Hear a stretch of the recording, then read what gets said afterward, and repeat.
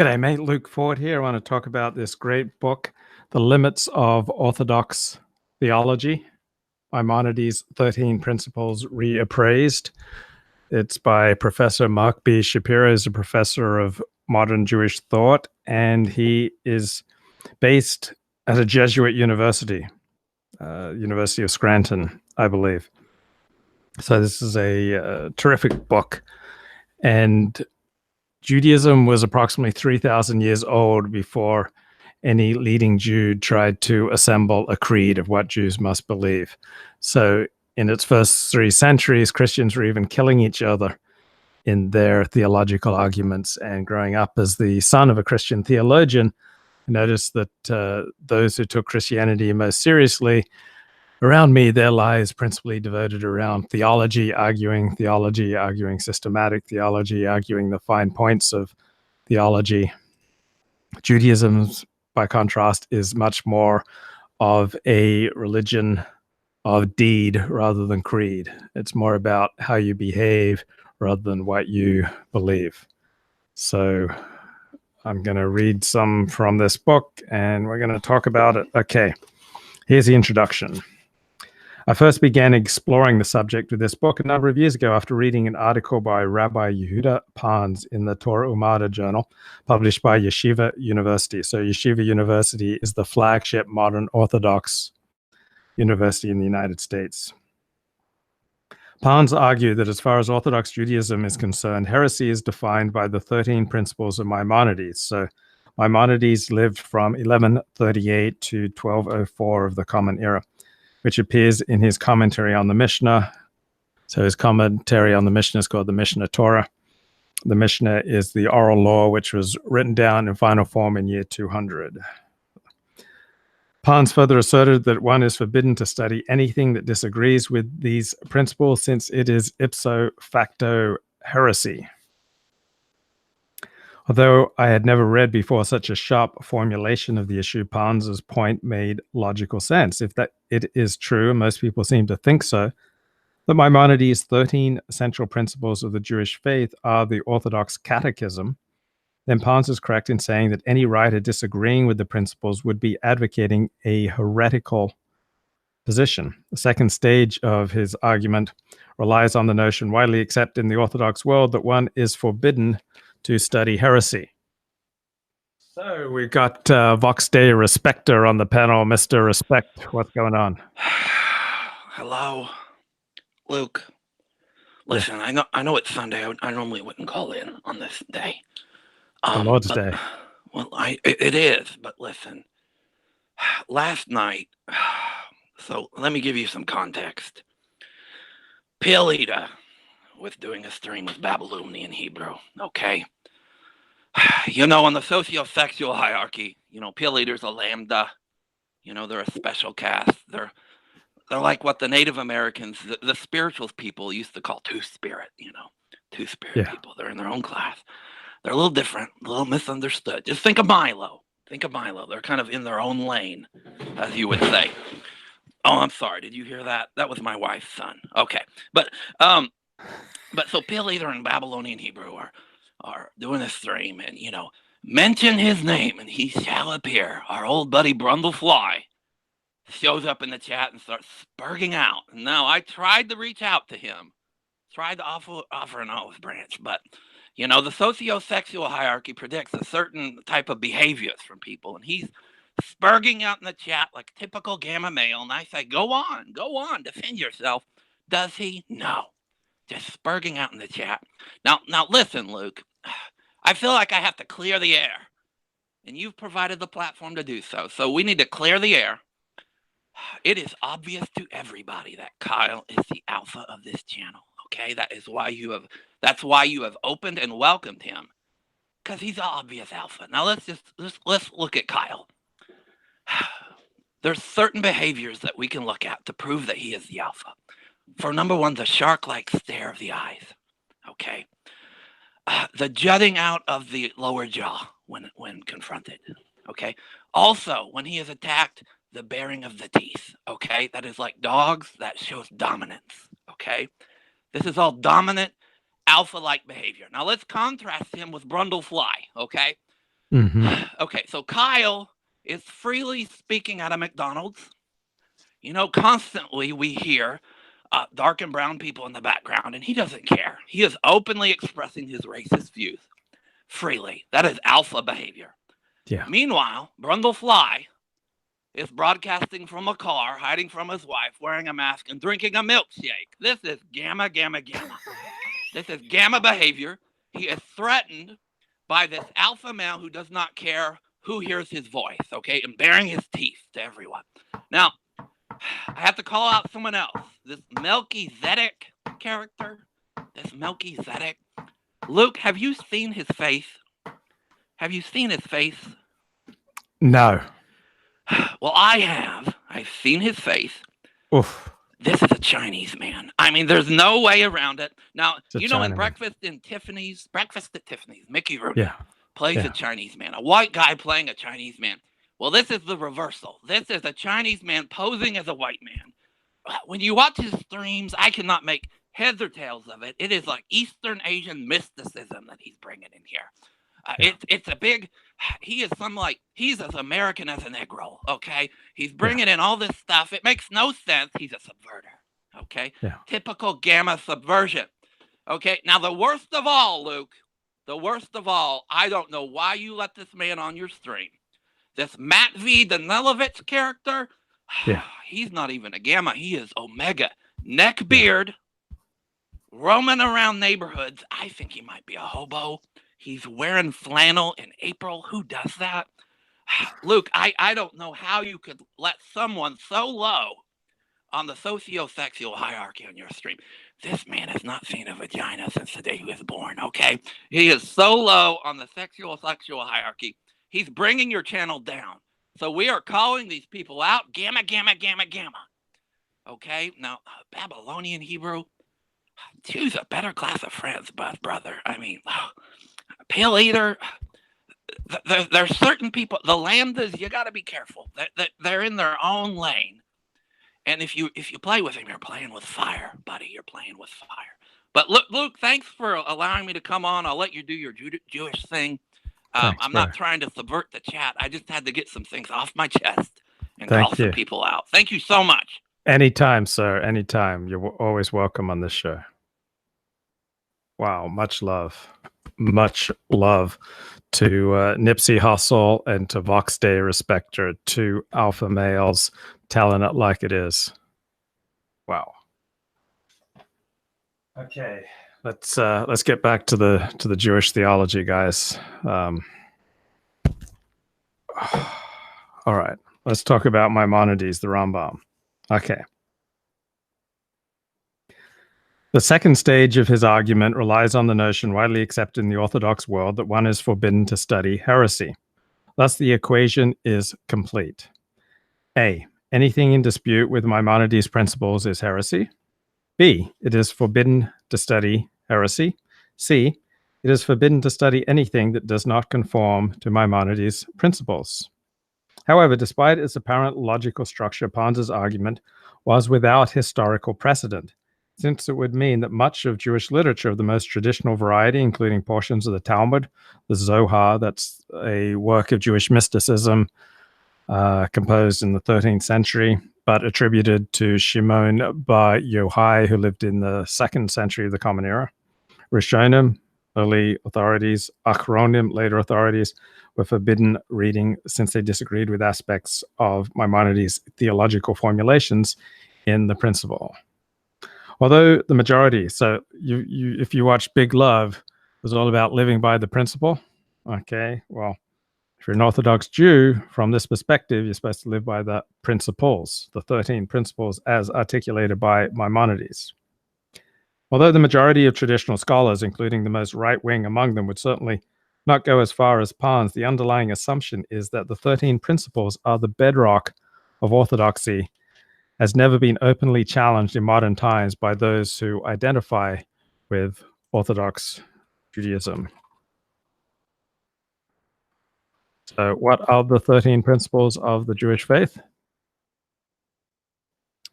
So 1 is belief in God, 2, belief in God's unity, 3, belief in God's non-corporeality. that meaning that God is not physical. He's not a man come to earth like the claims that Christians make for Jesus. Principle 4 is belief in God's eternity. Principle 5 is the imperative to worship God exclusively and no one else. Principle 6, that God communicates with man through prophecy. Principle 7, that Moses was the greatest of the prophets. Principle 8, that every word of the Torah is divine. Principle 9, the Torah will never be superseded. Principle 10, the belief in God's omniscience and providence, that God is all-powerful. Principle 11, belief in divine reward and punishment, both in this world and in the world to come. Principle 12, that there will come a Messiah. And principle 13, belief in resurrection of the dead. So those are the 13 essential principles according to Maimonides. The most influential assault on the veracity of the 13 principles is Louis Jacobs' Principles of the Jewish Faith. So Louis Jacobs was an English rabbi. He had a traditional yeshiva education, but then he also got some secular education and published a book in 1956 called We Have Reason to Believe. And in that book, he essentially treated biblical criticism as having validity, and he questioned the traditional notion that the Torah, the 5 books of Moses, is a unitary work, but rather he posited, along with virtually all scholars of the Bible who are not Orthodox Jews, that the Torah is composed by different authors and edited together over centuries, as opposed to the traditional view is that God gave the Torah to Moses. And whoa, Duvid got a strike last night. Why? Why did brother Duvid get a strike? So after he published We Have Reason to Believe, circa 1956, Louis Jacobs was still headed to become the chief rabbi of the British Empire. And then people dug up this book and used it to discredit him, and he was essentially drummed out of Orthodox Judaism circa 1962, and it became known as the Jacobs Affair. So what happens if I put the Jacobs Affair into Google? So first, okay, so there's a big article in Commentary Magazine. I'll link there. And then there is the Louis Jacobs Wikipedia entry, which I'll put here. So let's talk about the Jacobs Affair. So it was widely assumed that Louis Jacobs would become the chief rabbi of the British Empire. And in 1961, Louis Jacobs was drummed out of Orthodox Judaism because, quote, of Louis Jacobs' published views. This is a reference to his book, We Have Reason to Believe. The British newspaper, the Jewish Chronicle, took up the issue and turned it into a cause célèbre, which was reported in the national press, including the Times of London.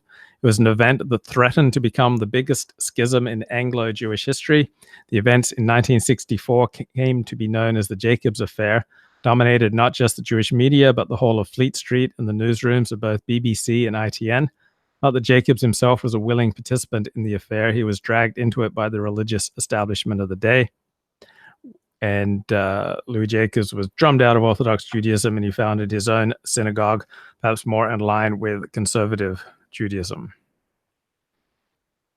And there was a famous TV interview of Louis Jacobs conducted by Bernard Levin, a famous English author and broadcaster, the most famous journalist of his day.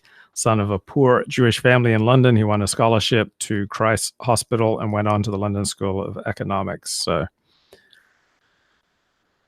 the Jacobs Affair was also written up in Commentary Magazine in 1964. The fundamentalist tenet that God dictated the whole Torah, including the Talmud, verbatim and its authorized text to Moses.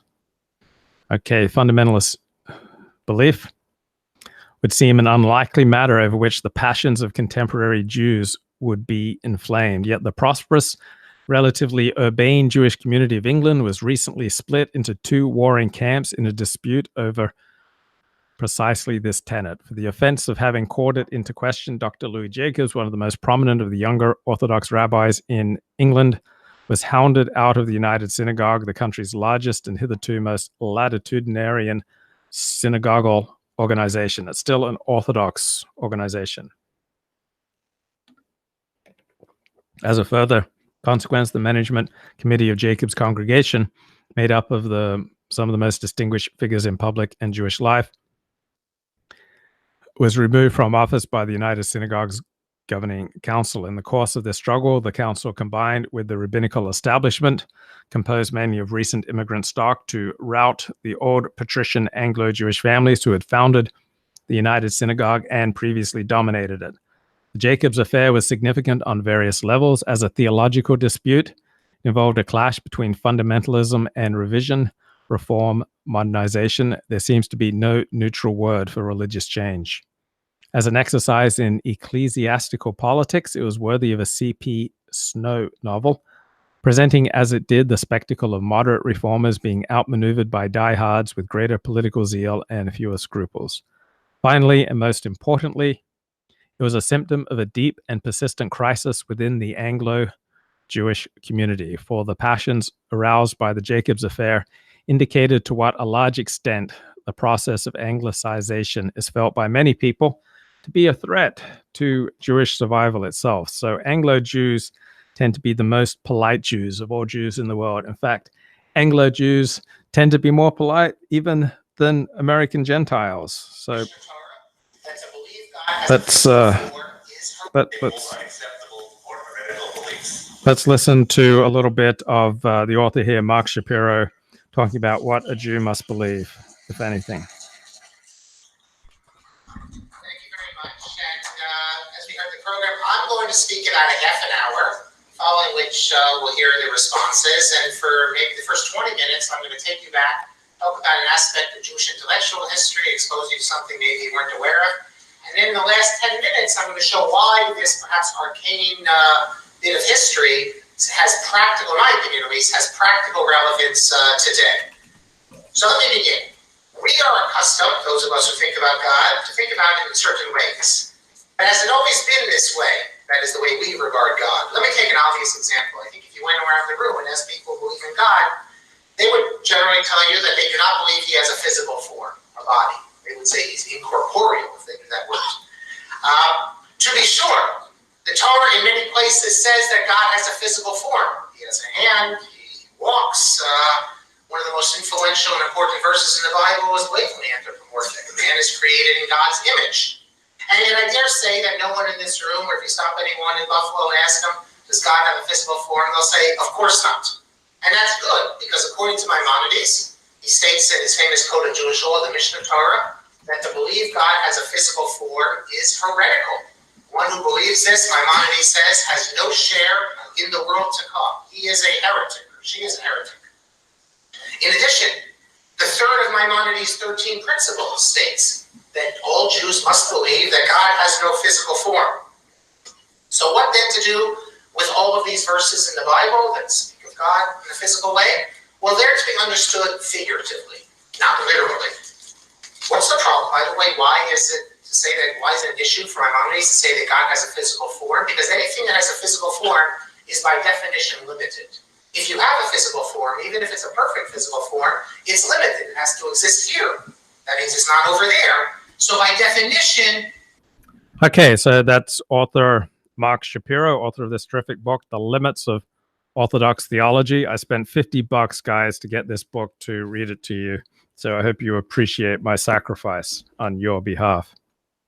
All right, let's read more from Commentary Magazine from 1964 on the Jacobs affair.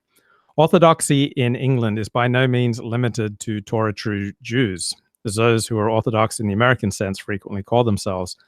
The latter account for only about 10% of the membership of the United Synagogue. That's the nominally Orthodox Jewish organization, synagogue organization in the United Kingdom.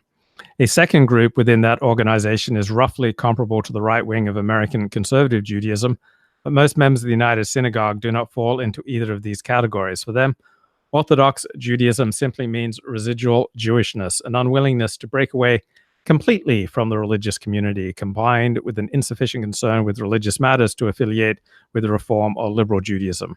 The United Synagogue officiates at bar mitzvahs, weddings, and funerals, provides minimal religious instruction, and serves as a focus for whatever communal life there is. That is all that most of its members ask. Only about 10% of them regularly attend Sabbath services, and half of those who do drive to synagogue, which is a sin in Orthodox Judaism. You're not allowed to drive a car. It is doubtful whether a majority observes kashrut in the home. This is similar to the pattern of Judaism in Australia. Thus, Britain's pattern of synagogue affiliation differs considerably from that of the United States, even though the Jews of both countries come from similar backgrounds and enjoy similar levels of economic achievement and acculturation. The difference can be traced to the role of the old patrician Anglo-Jewish families who founded the United Synagogue in 1870 as a Jewish equivalent to the Church of England. These families, the Rothschilds, the Montagues, the Samuels, were rarely observant Jews, but they gave their names, their money, and their time in approximately that order to the United Synagogue out of a sense of duty. It was the thing to do for any English gentleman who happened to be of the Jewish faith. Being more or less indifferent to religious matters, they had no objection to the nominally Orthodox nature of the United Synagogue.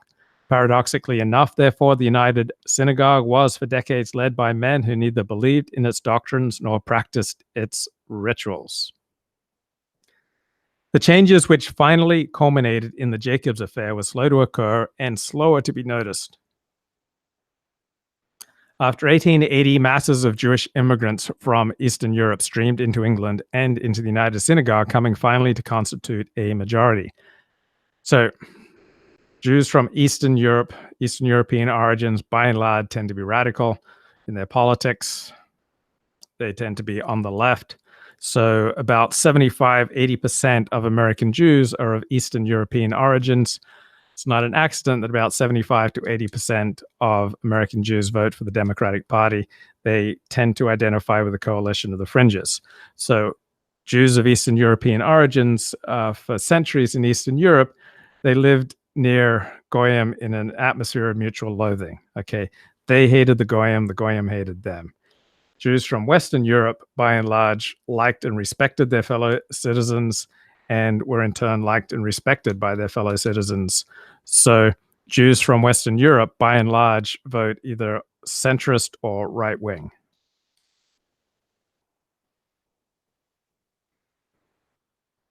However, even after these Eastern European immigrants to England found their feet economically and politically, they remain culturally and psychologically far less anglicized than the old family. So Jews from Western Europe, by and large, tend to feel quite comfortable and to like the non-Jews. Jews from Eastern Europe still tend to feel uncomfortable and have a lot of negative feelings about non-Jews. Neither group really understood the other. The patricians considered themselves Englishmen of the Jewish faith, an adequate enough description, and expected the immigrants to become more and more like them as they became less and less foreign. The immigrants, however, had never been Poles or Russians of the Jewish faith, but always Jews of the Jewish faith. So, for example, in Eastern Europe, for centuries, most Jews in Eastern Europe did not speak the native language of their country. So most Russian Jews did not speak Russian. Most Polish Jews did not speak Polish. They spoke Yiddish. Now in England, these Eastern European Jews regarded themselves as the only authentic Jews. The old Anglo-Jewish family simply seemed de-Judaized.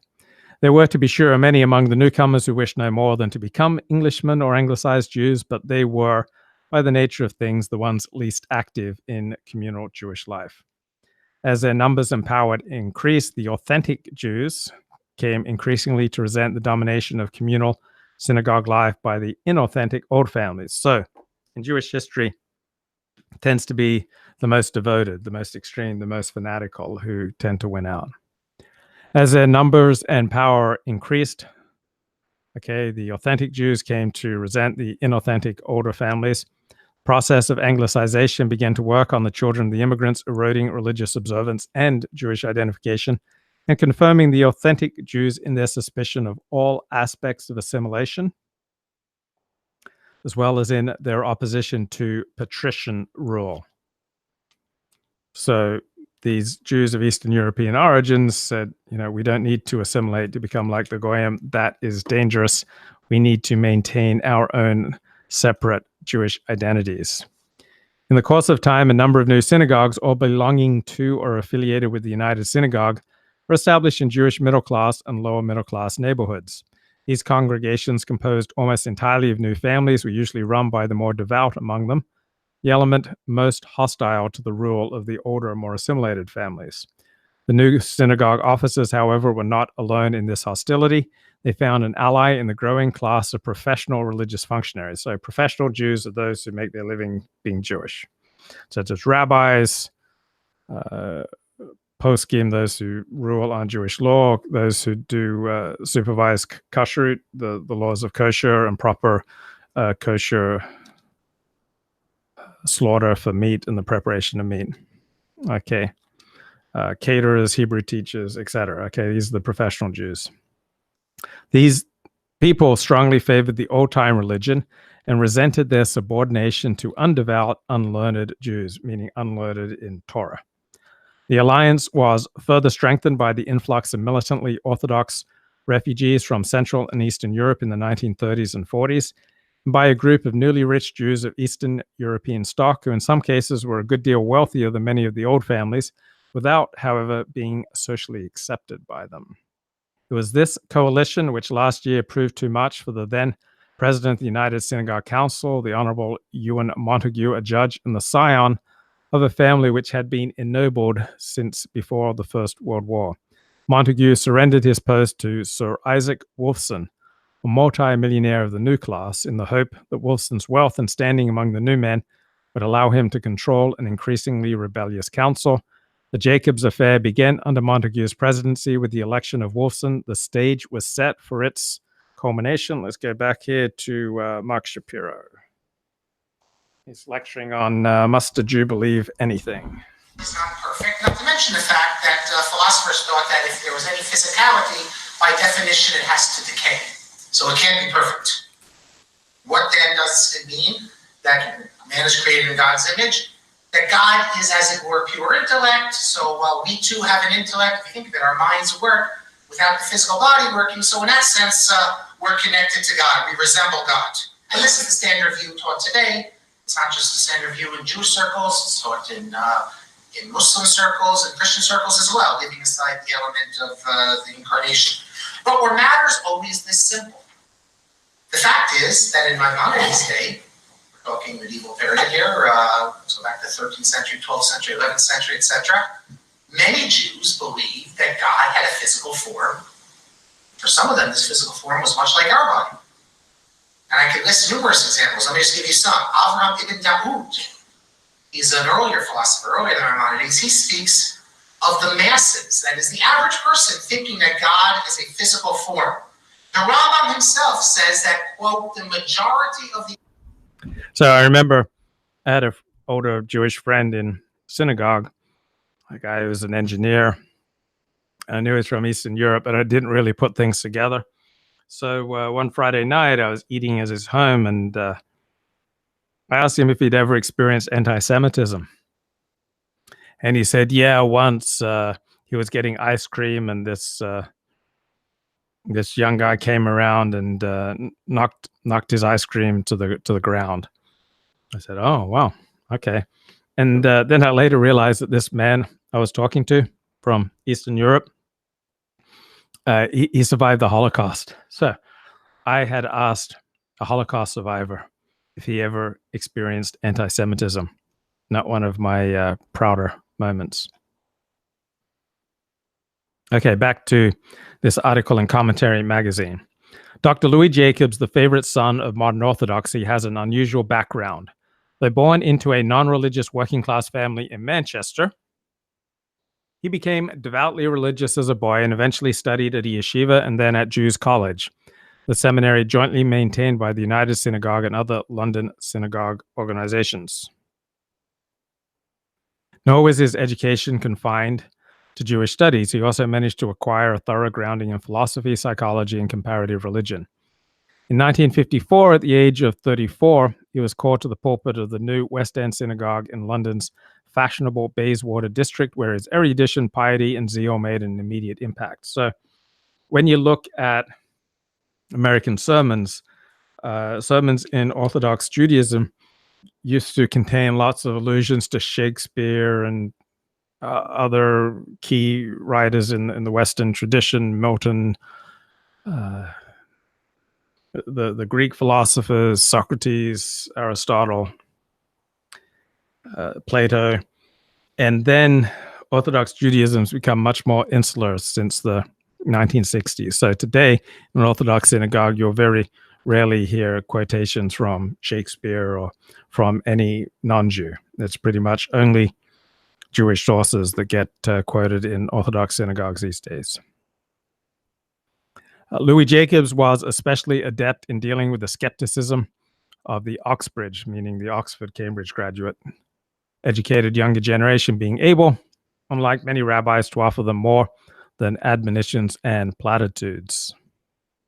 And his success with the young was especially important to an older generation whose main concern was that their children might drift away completely from Judaism and even marry out. This concern is by no means peculiar to the old families, who have generally worked out a viable identity as English Jews over the years. It mainly plagues the second generation English Jews who are still in the midst of an exciting but unsettling transition from one identity to another, and for many of whom Jew still seems an alternative to Englishman. So is Jew an alternative to American? Themselves the products of an Orthodox upbringing by parents who really meant it. They have tried to pass on as much as possible to their children, but they lack the wholehearted belief without which Orthodox Judaism loses its power. While the die-hard Orthodox still hope to bring their sons up to be as strictly Orthodox as they are, second-generation parents of Bayswater know that only a Judaism that is English and modern, yet able to match Christianity in spiritual fervor, can maintain its hold on the third generation.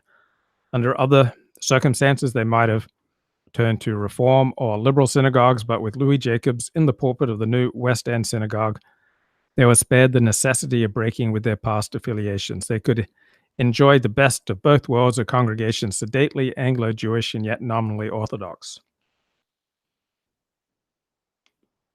There's an American Jewish academic who makes the point that American Jews want to preserve a separate identity, and at the same time, they want all aspects of American life open to them. So they want to have a separate identity and at the same time pay absolutely no price for maintaining a separate identity.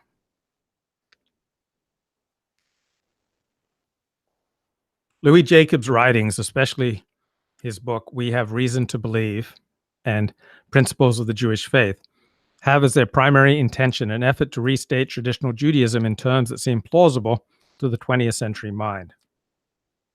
Operating on the assumption that Judaism is fully consistent with reason, Jacobs raises major objections to only 3 of Maimonides' 13 articles of faith.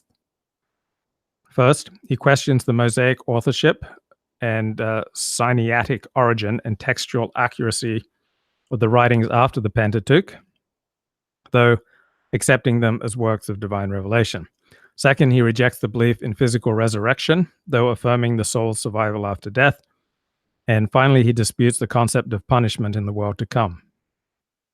At the same time, he differs from Reform and liberal Judaism on a number of important questions.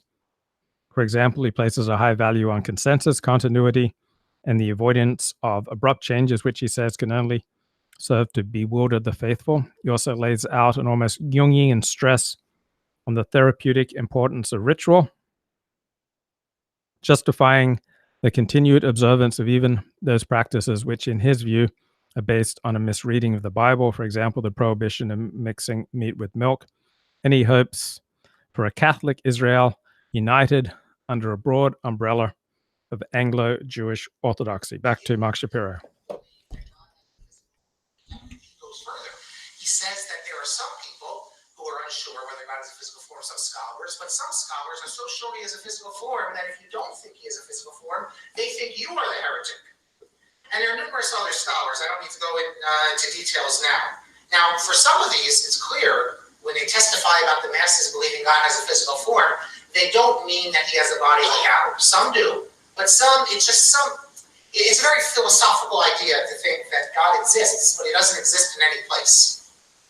So he has to have some existence, and we have a description of one of these people that he's as perfect could be, it's like a shining star, but it's still a physical form. For Maimonides, all this is heresy. Now, everything I just told you now could be really referring to the masses, and they're quoting the masses, but we know that often the masses, their ideas, are not what the intellectuals think. There's always a divergence between what we call popular religion and the religion of the thinkers. Just to give one example of many, you won't find anywhere in the Code of Jewish Law, the Shulchan Aruch, anything about, let's say, red ribbons. And yet, there's a perfect example of what we would call popular religion. People take it very seriously, and all religions have this. But what about the intellectuals? Is Maimonides, although he says that there are intellectuals who also thought God had a physical form, is it possible that this is just a canard? That Maimonides doesn't like these non-philosophical people when he says this? Well, on the passage in the Mishnah Torah, Maimonides quoted Jewish law where he says it's forbidden to think God has a physical form, and if you do, you're a heretic. The great critic of Maimonides, on the spot, Abraham ben David, who's older than him, lived in Provence, and he's always penning his criticism, says, why does Maimonides call such a person a heretic? There are people greater than Maimonides who thought this. And he explains because... Okay, back to this commentary magazine article on the Jacobs affair. Whereas Louis Jacobs regarded his writings as a necessary reinterpretation of Judaism for the modern believer, the fundamentalists saw them as the beginning of apostasy. So did the second-generation families in the suburbs, where orthodoxy faces a different challenge than in Bayswater and other fashionable districts. The young people in these suburban congregations do not go to public schools or to Oxford and Cambridge, and hence are in no danger from the intellectual Christianity fashionable in those places. What endangers their Jewish identification is the secularism of English society in general. To their parents, Louis Jacobs seemed just one more threat to the old way of life. More specifically, they feared that his writings would undermine the authority of the chief rabbi and of the whole synagogue. The Jacobs affair proper began in 1959, when Jacobs accepted an appointment as tutor of Jews College with the understanding that he would eventually replace the principal who was shortly due to retire. At the time, Jews College was in dire straits, faced with a declining enrollment and possessing neither the academic resources of a university nor the fervor of a yeshiva. The officers of the college, headed by Sir Alan Bokata, a judge and a member of an old Sephardic family, hoped that Jacobs could do for Jews College what he had done for the New West End Synagogue. They had reason to understand that Jacobs' future appointment as principal would secure the chief rabbi's consent, as the college's constitution requires, so they did not actually have a commitment from him. The chief rabbi, Dr. Israel Brody, is today castigated as the villain of the piece by supporters of Louis Jacobs, and hailed as the champion of orthodoxy by the very fundamentalists who had once scorned him as an imitation clergyman. Dr. Brody was appointed chief rabbi in 1948 because he was considered safe, tolerant, and unlikely to cause embarrassment. British-born and Oxford-educated, he is of distinguished appearance and has a good speaking voice and accent. So, ironically, the chief rabbi of the British Empire from, the 1920s and 1930s was Joseph Hertz, whose commentary on the Pentateuch, the Hertz Chumash, is being widely used in Orthodox synagogues until the last decade or so. He ironically graduated from the Jewish Theological Seminary, the conservative seminary in New York, not an Orthodox institution, but he was still a leading Orthodox rabbi. So the former chief rabbi, Dr. Israel Brody, served as chaplain to the armed forces in both world wars. In the 1950s, however, he came increasingly under the influence of the fundamentalists and began to fulminate against Reform and liberal Judaism. which he described as no Judaism at all and the greatest danger to Jewish survival. Previously, he had mellifluously pled for toleration. Now he joined the Orthodox rabbinate in refusing to participate with Reform or liberal ministers in any function whatsoever, even under the auspices of the Council of Christians and Jews, where he had once pled for interfaith harmony. Furthermore, he refused to worship at synagogues which employed mixed choirs, meaning mixed sex, and he forbade microphones and the use of the Sephardi accent at services. Had Brody either opposed or approved Jacobs' appointment from the start, events would have taken a different course. Instead, he sat tight, hoping that the problem would solve itself. At one point, it seemed that Jacobs would accept one of the attractive offers he was getting from conservative institutions in the United States. So in the Jewish spectrum, the most right-wing is Orthodoxy. And then on the left, you've got what's called conservative Judaism, but it's really a Judaism of the left. And then Reform and Reconstructionist Judaism. So those are three Jewish movements all on the left. The stalemate at Jews College continued for 2 years. Brody would not approve Louis Jacobs' appointment as principal. The officers of the college would not appoint anyone else. In December 1961, after pressure on Brody from various sources, including the influential Jewish Chronicle, had proved ineffective, Jacobs relinquished his tutorship, whereupon all the honorary officers of Jews College but one resigned in protest. The fundamentalists had won the round. For a time, it seemed that the Louis Jacobs affair had run its course and that Brody's term of office, he was due to retire in 1965, might draw to a peaceful, if ineffectual, close, but it was not to be. 1963, Rabbi Paul, Jacobs' successor at the New West End Synagogue and a man who shared Jacobs' views, but was more discreet in expressing them, accepted an appointment in the United States.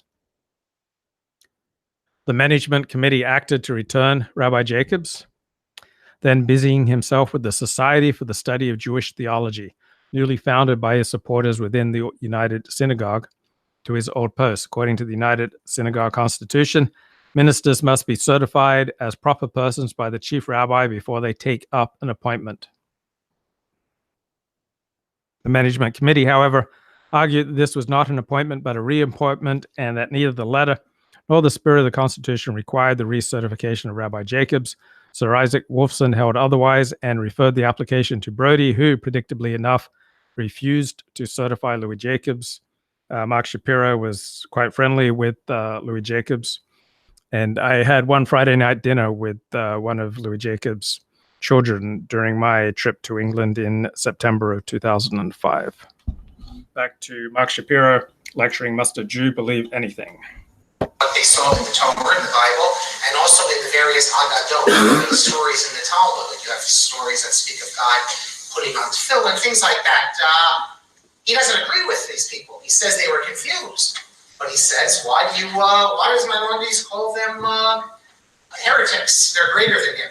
Now, before we speak about the implications of this, let me just mention that on this spot here, there's a commentary. It's known as the Migdal Oz. He's one of the standard commentaries, and he doesn't like this comment of Abraham and Ben David at all.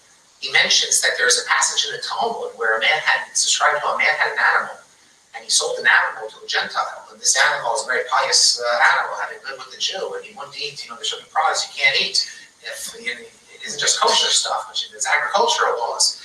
And the non-Jew didn't know what to do with this animal because he wouldn't eat. The upshot of the story is that God watches over even the animals of the righteous. So the author of this commentary, the Migdal Oz, says, if God watches over the animals of the righteous, certainly a very righteous man would never think that God has a physical form. So he can't accept what Abraham ben David says. Furthermore, Abraham ben David says the Hebrew is Gedolim B'Tovim. It means greater and better than Maimonides, thinks that God has a physical form. So this Shem Tov Falakera is another medieval. He says, well, maybe they were Gedolim, heavier, fatter. Maybe they were Tovim, better looking, but they certainly weren't greater than Maimonides. Because how could someone who's greater actually think such a thing? But Abraham ben David's comments made in the 12th century. Okay, back to this commentary magazine article on the Louis Jacobs affair. 3 months later, when the Jacobs affair had caught the attention of the national press, Rabbi Brody attempted to justify his decision. Those who are appointed rabbis and teachers of the community must, by their very vocations and terms of their ordination as rabbis, be the exponents of God's word embodied in the Torah, written and oral, with the sanction and authority attached thereto. Chief Rabbi's pronouncement marked the first time that acceptance of fundamentalist tenets was made a condition of appointment in the United Synagogue. The significance of Brody's dictum becomes clear when one remembers that the Constitution describes the United Synagogue spirit as one of progressive conservatism, and that 3/4 of its members believe in nothing beyond a vague deism. Since Jacobs' views were already well known in 1959 when he joined Jews College without any protest by Brody, this statement was conclusive evidence that a decisive swing to the right had taken place in British Orthodox Judaism. The management committee reacted to Dr. Brody's rebuff by calling a members' meeting the new West End Synagogue, in the course of which an overwhelming majority of members voted to invite Jacobs back over the chief rabbi's ban. In response to this, Wolfson hurriedly summoned the United Synagogue Council to consider a motion removing the management committee from office. The meeting was a triumph for Wolfson and for Brody, particularly the former, though they encountered intense opposition led by Edmund de Rothschild, scion of the United Synagogue's founders and past presidents, and by some of the most famous names in Anglo-Jewry, including Sir Bernard Whaley Cohen, a former Lord Mayor of London. The victory went to Wolfson, the self-made millionaire who declared himself a traditional Jew acting for all traditional Jews. It has been said that Wolfson's insistence on a show of hands as against a closed ballot was decisive for the outcome of the vote, 120 to 90 in favor of the motion. A number of delegates either worked for Wolfson, did business with him, particularly his chain stores, or hoped to in the future, and perhaps voted against their convictions rather than to incur his displeasure. So it showed how the power in the community had changed, with the new money overtaking the old, with wealth now counting for more than a social distinction of the old families. While it is clear that Wolfson, Brody, and their supporters won a great victory, shaking all of Anglo-Jewry in the process, one might nevertheless question the long-run value of their triumph, for their control of the United Synagogue may well result in a decline in its power and usefulness.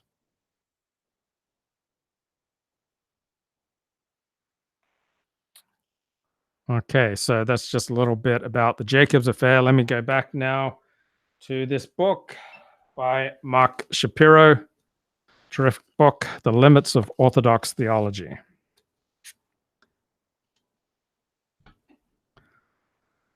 Okay, so for Louis Jacobs, orthodoxy is essentially viewed as identical with the 13 principles as articulated by Maimonides. This is so despite the fact that many post-Maimonidean scholars continuing into modern times, and including those with impeccable orthodox credentials, have never felt entirely bound by the principles. It was this realization which led me to explore the history of the acceptance of the Maimonidean principles, and the first fruits of this research, an article entitled Maimonides' 13 Principles, the Last Word in Jewish Theology, appeared in the same journal that published Pahn's early piece. This article, written under the pressure of time constraints, accomplished its purpose, which, as indicated by its title, was to show that traditional Jewish theology has allowed for much more latitude than found in the 13 principles. As a result, many outstanding sages do not regard the 13 principles as the last word in Jewish theology. Indeed, there is a history of opposition to Maimonides' principles among the ranks of traditional, or as it is called in modern times, Orthodox Judaism. What is fascinating is that this opposition exists together with widespread assertions that the 13 principles are the defining features of Judaism. As a method of shorthand, the principles are indeed a very good way of expressing the fundamentals of Judaism as understood by most Jews until the rise of the Reform movement. However, as with most shorthand formulations, while correct in many essentials, they are not correct in their entirety. A good parallel to this is the popular expression that a righteous person observes all 613 commandments, an expression also mentioned by Maimonides. This catchphrase is even used with reference to the patriarch Jacob, who lived long before the giving of the Torah. Of course, as everyone is well aware, it is impossible for any individual to observe all 613 commandments. This does not take away from the power of the idea behind the phrase.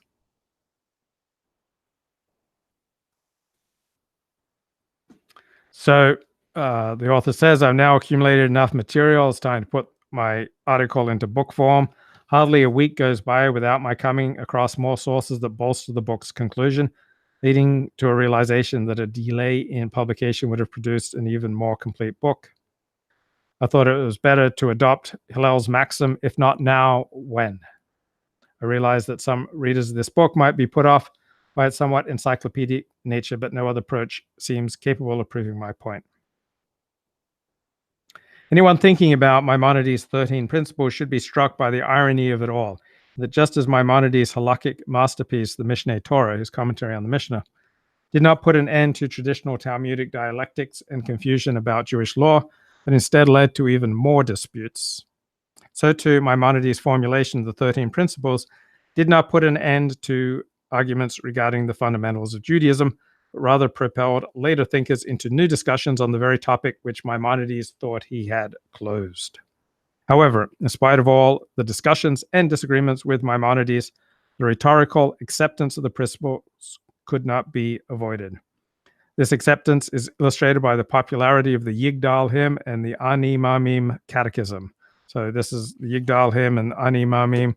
This is where you essentially recite the 13 principles of the Jewish faith according to Maimonides.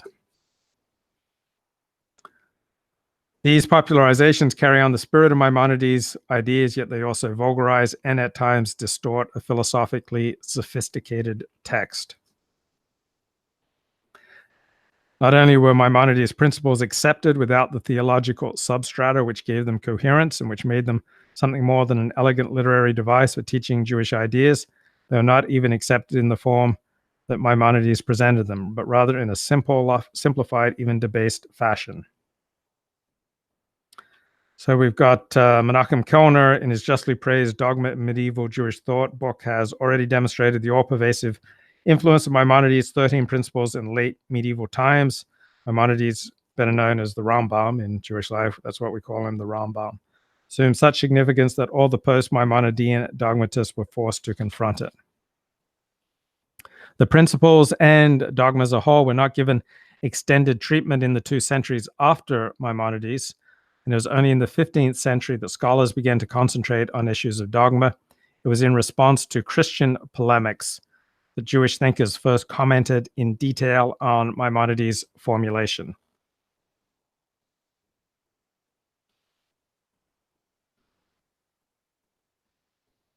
Okay, let's play a little bit more here from Mark Shapiro.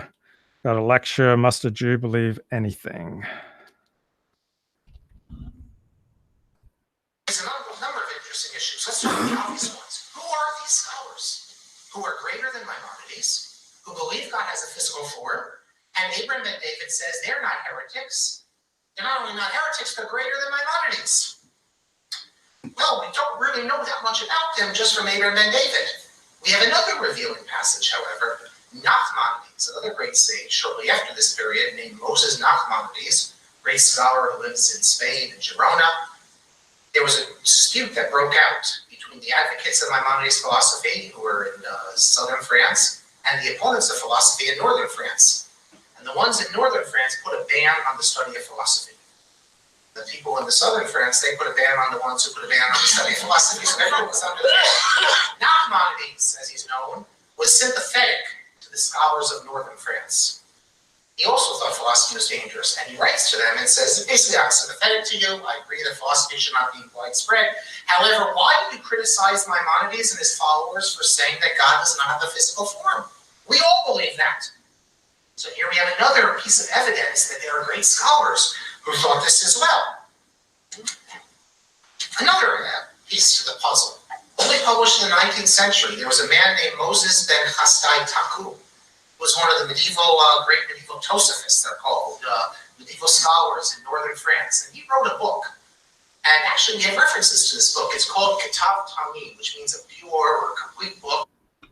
And Gary says in the chat, the question, what must a Jew believe, should be restricted to what is in the Torah.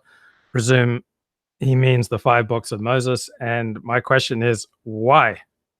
Why must it be restricted to the 5 books of Moses? Before the 5 books of Moses were written down, there was an oral tradition And on top of that oral tradition was another oral tradition commenting, interpreting, and applying the first oral tradition. So as soon as the 5 books of Moses were written down, there were oral traditions interpreting and applying them to changing circumstances. So even if you hold that the Torah is eternal and divine, it must be applied in changing circumstances. And so you need ongoing commentary to apply the Torah to different circumstances. So Protestants claim that they're sola scriptura, and yet the doctrine of the Trinity and other essential Christian doctrines are not to be found in the Bible. So when Christians say sola scriptura, they are fooling themselves. It's a complete delusion. You cannot have a religion that's based on one book alone. You always need ongoing tradition and commentary to apply and understand it.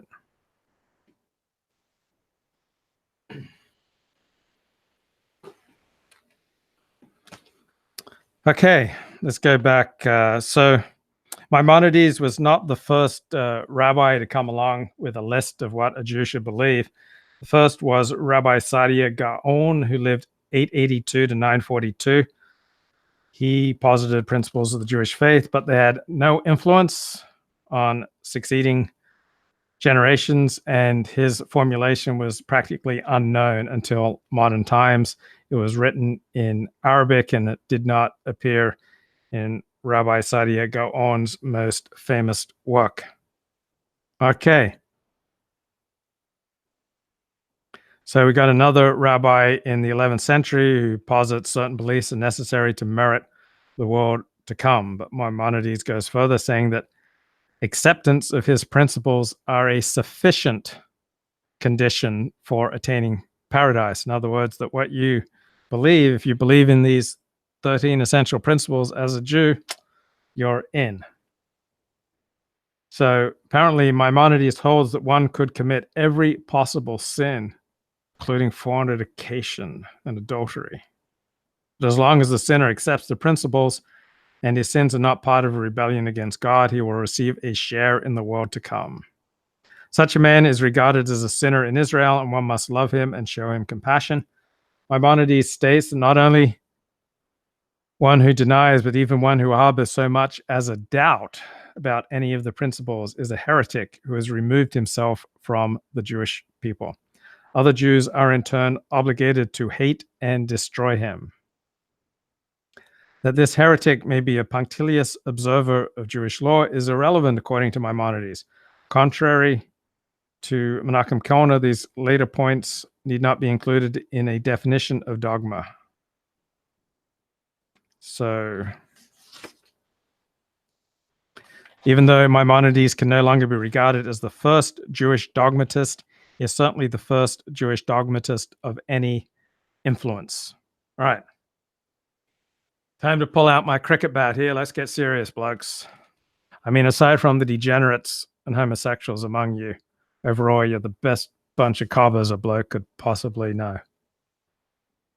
Maimonides' 13 Principles of the Jewish Faith appeared in his first major work, his Mishnah Torah, or commentary on the Mishnah, which was designed to be a popular work and was written in Arabic. Maimonides, in his later years, did not feel bound to his earlier works in the way that later became the norm in Jewish history. From what is known of the subsequent history of the 13 Principles, one would have expected Maimonides to continue to put great emphasis on them, quoting them in his later works and letters. That is hardly the case. Although Maimonides revised the text of the principles later in life, as he indeed revised his entire Mishneh Torah, a commentary on the Mishnah, he refers only once to the principles as fundamentals of Jewish faith. Even here, the 13 principles are not set apart as being fundamentally more significant than the rest of the commentary on the Mishnah or the Mishneh Torah.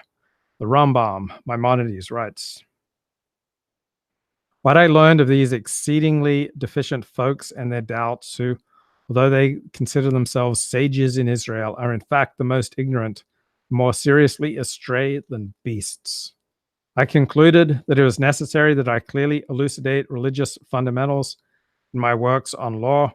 I therefore published principles that need to be acknowledged in the introduction to the commentary on the Mishnah, regarding prophecy and the roots of tradition and what every rabbi and Jew has to believe concerning the oral law. In chapter 10 of Sanhedrin, I expounded fundamentals connected with the beginning and the end, what pertains to God's unity in the world to come and other tenets of the Torah. I acted in the same way in my major work, what I call the Mishneh Torah. On the other occasions on which Maimonides makes reference to the principles, it is only with regard to specific points. So Maimonides continued to regard the 13 principles as the essence of Judaism. If he had, one would expect he would have continued to refer to his 13 essential principles in his later writings and letter. In his great code of Jewish law, the Mishneh Torah, which also defines heresy and what Jews are obligated to believe, Maimonides does not list the 13 principles as a unit. To be sure, all of the principles are to be found in the work, scattered in a few different places. Yet if he had regarded the 13 principles as his final statement on the fundamentals of Jewish faith, one would have expected them to be listed at the very beginning of his code. Furthermore, not all of the details of the 13 principles are repeated in the Mishneh Torah. Presumably, Maimonides would be surprised that in seeking to define the essentials of Judaism, later generations of Jews, both scholars and the masses, had latched onto his earlier work rather than his more detailed formulation in the Mishneh Torah. Finally, remembering that Maimonides stated that belief in the 13 principles is essential to being a Jew, one must wonder why there is no mention of the principles in his discussion of what a future convert should be taught about the religion. And that's true. When I was converting to Judaism, nobody asked me about my beliefs except initially one Orthodox rabbi asked me what I believed about Jesus. And I said, I think he was a carpenter in first century Palestine. That's about it.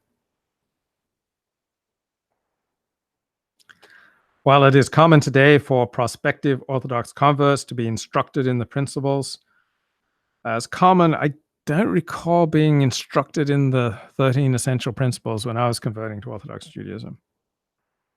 All that Maimonides himself writes about theology and converts is the following. He should then be made acquainted with the principles of the faith, which are the oneness of God and the prohibition of idolatry. This limited theological instruction is itself significant, since the Talmud has nothing of the kind, mentioning only that a convert is instructed in some of the less weighty and some of the more weighty commandments. So the Talmud has nothing about what a convert to Judaism should believe. As Maimonides was adding to the Talmudic prescription, why did he not add the other principles, especially the third principle, that of divine incorporeality? In other words, that God can never take on human flesh. In Maimonides' Guide to the Perplexed, there is no listing of the principles. Seeking to explain this omission, Rabbi Isaac Abarbanel, lived in the 15th century, writes, Maimonides postulated the principles for the masses and for beginners in the study of Mishnah, but not for those individuals who plumbed the knowledge of truth, for whom he wrote the Guide to the Perplexed. In Abarbanel's mind, only limited attention should therefore be paid to Maimonides' early formulation of dogma, and it would certainly be improper to make conclusions about his theological views on the basis of a text designed for beginners. Even if one does not accept Abarbanel's understanding of Maimonides' purpose in writing the principles, the question still remains, why is there no place in the Mishneh Torah and the Guide to the Perplexed where all of these 13 principles are listed? Certainly seems that Maimonides was not as closely tied to his youthful formulation of the principles as is often assumed. This would make the principles one of a number of examples where one finds different emphases, if not outright contradictions, between what Maimonides writes in his commentary on the Mishnah and what appears in his later works. In fact, this very suggestion has already been proposed by two rabbinic scholars, Rabbi Joseph Schwartz and Rabbi Shlomo Goren, both of whom called attention to the fact that Maimonides did not include the principles in his later works, in particular in the Mishneh Torah, where he presents his various categories of heresy. To their minds, this indicates that he abandoned his earlier system of 13 principles. Okay, let's go back to playing a little bit from this Mark Shapiro lecture. What must a Jew believe, if anything? this book because someone refers to it as Katav Tameh, that is an impure book. So what made it impure? Like, why would someone refer to it that way? Now, and he's an important personality in the Ashkenazic world. He's quoted by Maimonides and others as well. Well, when it was published in the 19th century, we see what was problematic. A major point of this book is, first of all, an attack on all the philosophers, but for our purposes, he argues that God is corporeal, or if he wants, able to assume corporeal form at will. That's what I think the real interpretation is. And this does not detract from God's greatness, because he is as great as one can be in a corporeal sense. And when the Torah speaks, for example, of the prophet seeing, Isaiah seeing God, that really is God. It's not an image. He assumes form, and you can't say otherwise, because you can't. Who are you to say that what God can and cannot do? When it says that God descended on Mount Sinai, that's an explicit verse in the Bible, it really means this. And if you're going to ask how could God descend on Sinai and still be elsewhere, after all, God is supposed to be everywhere, you can't ask that question. You simply have to accept on faith. This is what the Torah tells us. This is what our sages tell us. And we must believe that God in some way is able to actually manifest himself in the physical. Okay, I want to answer questions in the chat. Who made the rules about not driving a car on the Sabbath or putting on a light? So these rules were deduced from the Torah's prohibition of starting a fire on the Sabbath.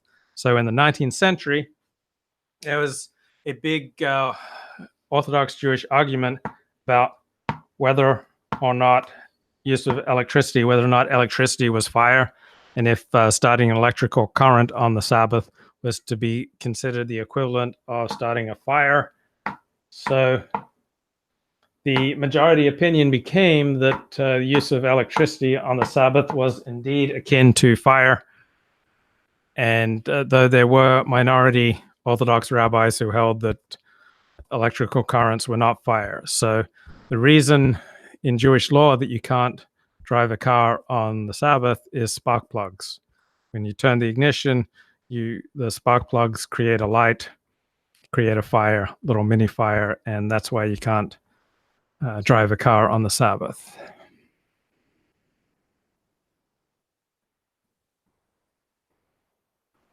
David Shalit says that the Karaites did not exist in the Second Temple period. That is not really correct. They were simply known as Sadducees. So the Karaites were the later descendants of the Sadducees. The Sadducees did not believe in the divine binding nature of the oral law.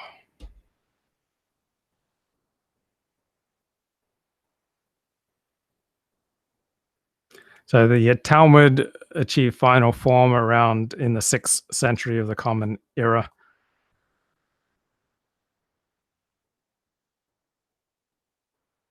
So ongoing rabbinic commentary applies the teachings of the Torah and of the Talmud to changing conditions. Yes, it's a minion of wrenches that keeps this channel safe.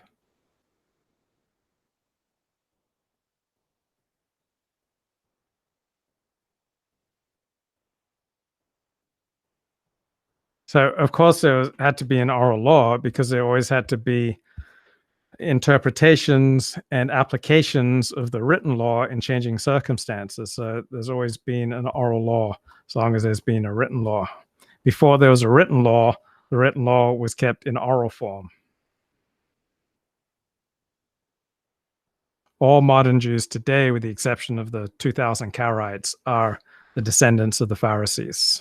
So essentially, all Jews today are Pharisees.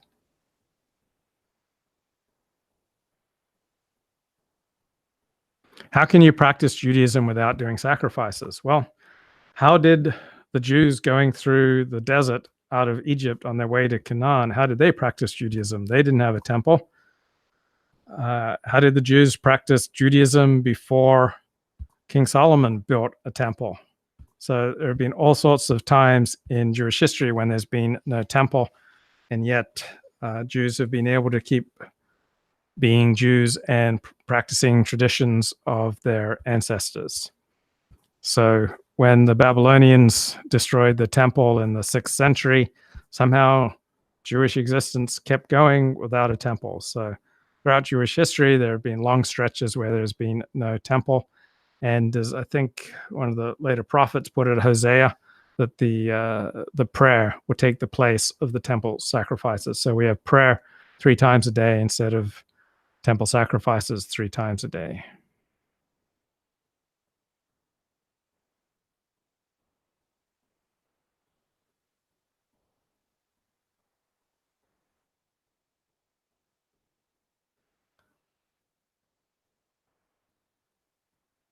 Does not matter what you believe in. Jews, Christians, and Muslims are all tribal.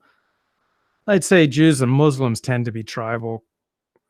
European Christians, by and large, do not tend to be nearly as tribal.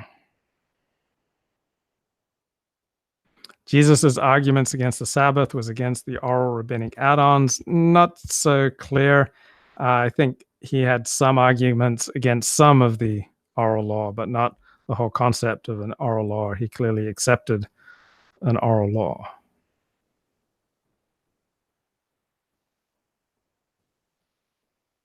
Jesus was, in all likelihood, a Pharisaic rabbi.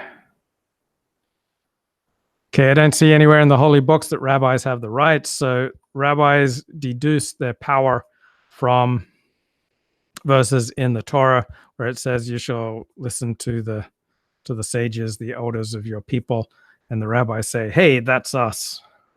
Our power is based in the Torah.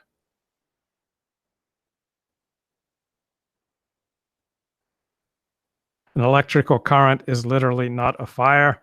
Well, it's being considered by Orthodox rabbis as equivalent to a fire. So it's a matter of interpretation.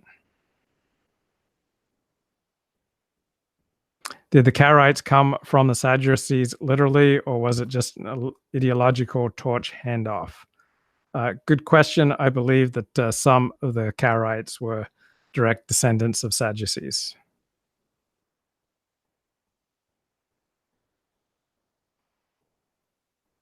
Melchizedek, stop retracting your messages. I can't respond to them.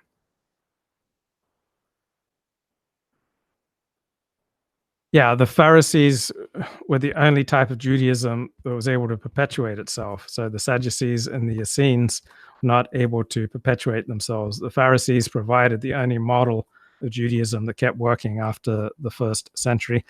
Just as in the modern era, only Orthodox Judaism has shown itself the only vehicle for a Jewish movement that perpetuates itself.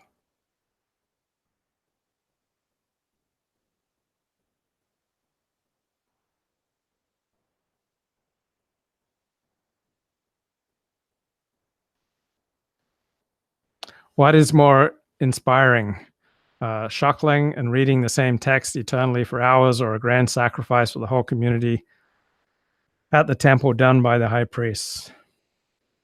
Well, there isn't that option. Unless you want to destroy the Dome of the Rock, you can't have the temple today where it traditionally stood.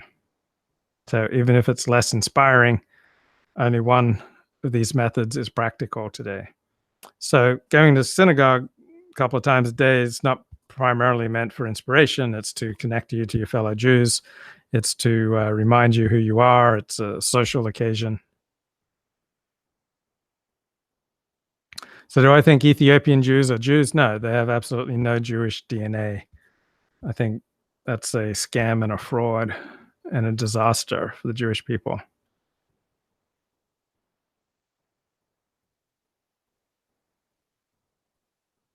How did the United Kingdom come to have a leader among its Jews? It's part of the Jewish tradition of having court Jews, Jews who would go to the king's court and represent the Jewish community. And so just made it easier to elect a chief rabbi for the British Empire. This would not be the most learned rabbi. This would not be the rabbi who knew the most from the Talmud. This would be a rabbi with good manners, who had wide erudition and could get along with the Gentile powers that be.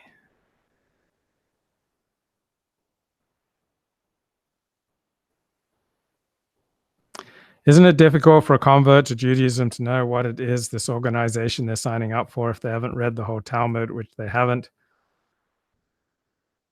Yeah, I mean, it's difficult for converts in general, not just Judaism. You're never going to fully know what you're signing on for. What you're primarily signing on for when you convert to Judaism is you're joining the Jewish people. And in a normal conversion process, it takes about 2 years. You have to show your ability to become a part of the community. And Orthodox rabbis who oversee these conversions tend to be pretty smart people. And by and large, the people that they convert through the process continue to observe Jewish law, at least publicly, and continue to be a part of the Jewish community.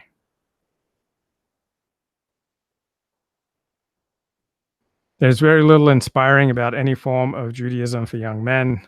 Young men are leaving all forms of Judaism in droves. Not true. Orthodox Jewish young men are primarily staying within Orthodox Judaism. They are not leaving it. When all your friends are in Orthodox Judaism and you're a young man, why would you leave it? Why wouldn't you want to destroy the Dome of the Rock? In fact, it's not really an option. It's commanded by God. Take that land every day. You're not trying to destroy that temple. You're delinquent.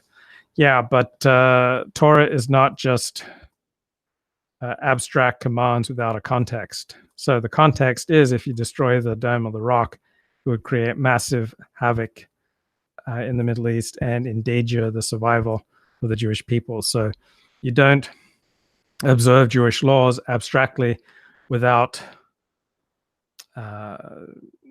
noticing what would be the consequence.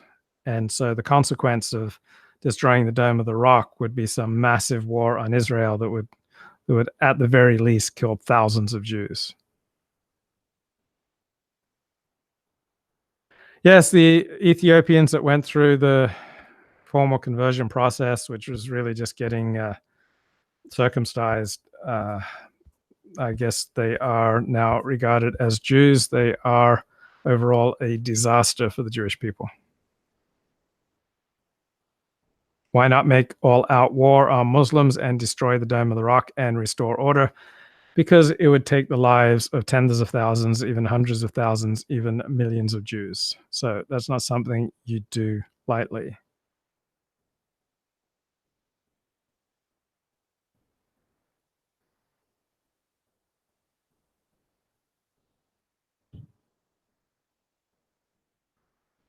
And Bab says, at some point, Judaism went from a religion of strength and action to oy vey, we sit and pray all day and don't take any actions because we can't until the Messiah comes.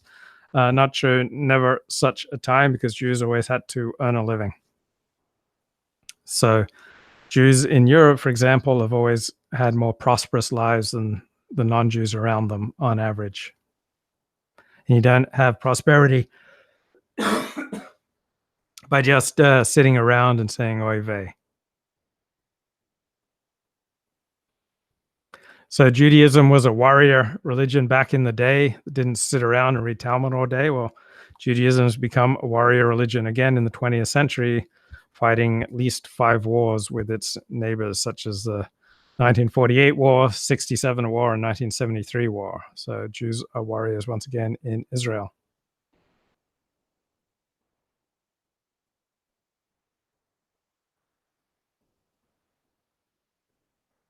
In the Bible, you can read that the tribe of Manasseh made sacrifices in Jordan because they were too far away from Jerusalem and they were accepted sacrifices. So why not build another temple elsewhere? Because it became the consensus in Jewish life that the only appropriate place to make sacrifices was at the site for the Holy Temple.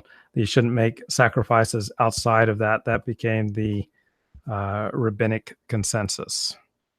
Wasn't the Messiah predicted before the destruction of the temple? There are all sorts of predictions about the Messiah. So just because Isaiah makes one prediction about the Messiah, that's Isaiah's opinion. Build the temple is a commandment, yes, but you don't obey commandments without reference to context. You don't just go out and start obeying commandments. You follow what the rabbis direct, because the rabbis are taking the context and what will be the repercussions of observance of various commandments. You don't observe Jewish laws abstractly without getting permission from Muslims. No, you don't observe Jewish laws abstractly without taking notice of consequences. Then why did we do Masada and the Bar Kokhba revolt? Some Jews did Masada, and some Jews took part in the Bar Kokhba revolt, and both of them turned out to be absolute disasters. The Bar Kokhba revolt cost at least 1 million lives, and it was a losing proposition. It would have been much better for the Jews not to have participated.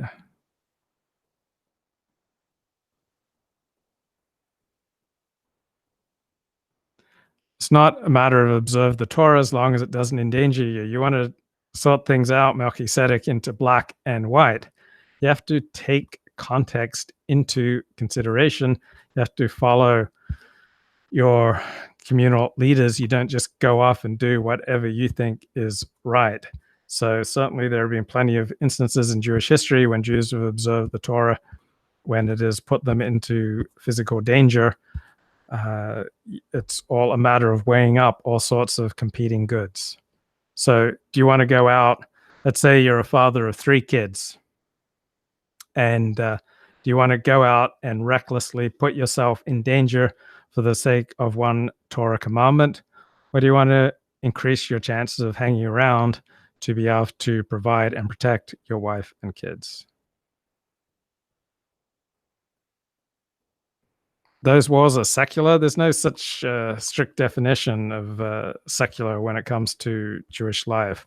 The wars of 48, 67, and 73 provided space for a Jewish state, which every day is becoming more and more orthodox.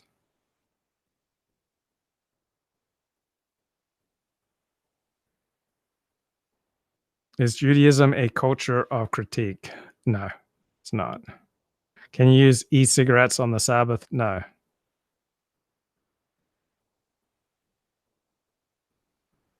Should Jews have just accepted a statue of Zeus in their temples under Antiochus Epiphanes? Fighting back cost lives.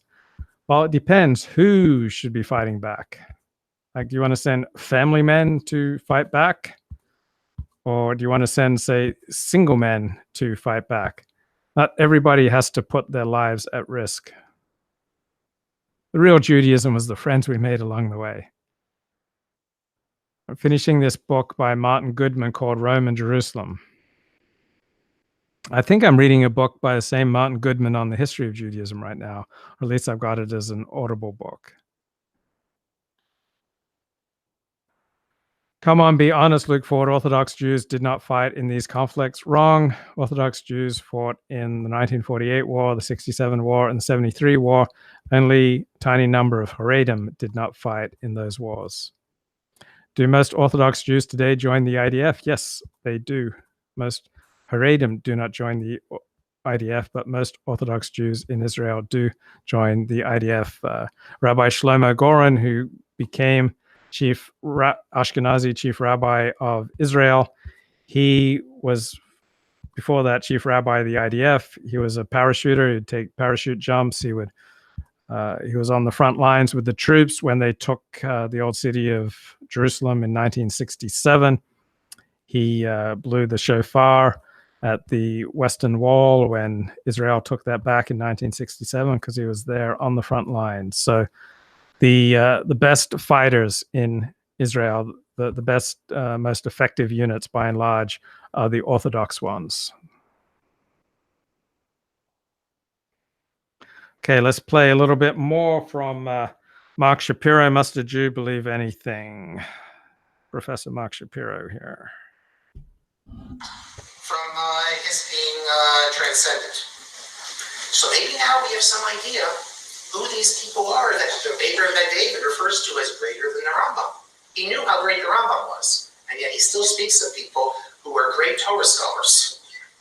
We have another text that was published about 40 years ago, a medieval text published by Ephraim Rurbach, that also describes God in very physical forms, talks about his, God's, the writing on his forehead, and how tall he is, and it says that God resembles a handsome man, a sage, and a Jew.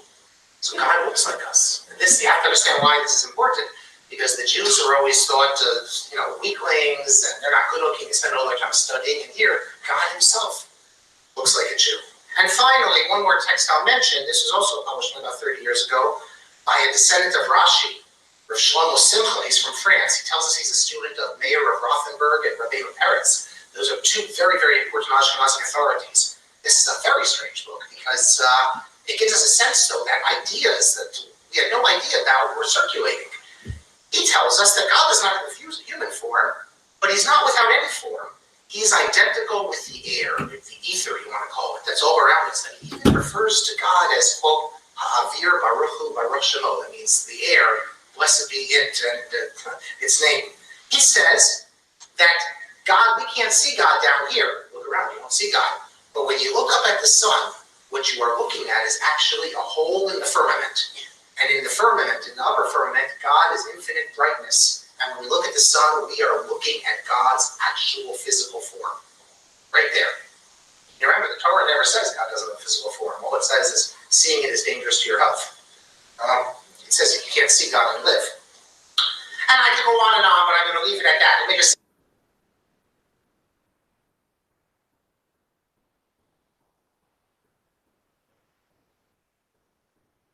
significantly, in the 14th century, there was a rabbi in Vienna named Abraham Klausner who knew this work, who knew the Tav Tamim of Moses Taku, and he, even in the 14th century, can't figure out who's right. He's not sure whether Maimonides or the other side is right. Now, Maimonides was victorious, and these sorts of ideas were swept by the wayside, and today, as I said, they strike us as very strange. But Maimonides is not just speaking about these ideas, he goes further. He has no tolerance for the simple believer who does think God is a physical form. Remember what Abraham ben David says? Why are you saying this man's a heretic? He doesn't know any better. That is, he reads the scriptures. And Gleb wants to know, did American Jews ever try to have a single leader? And effectively, the answer is no. So I like to add some vegetable glycerin to my water that I drink on the show because it kind of coats the throat and has a soothing effect on the throat.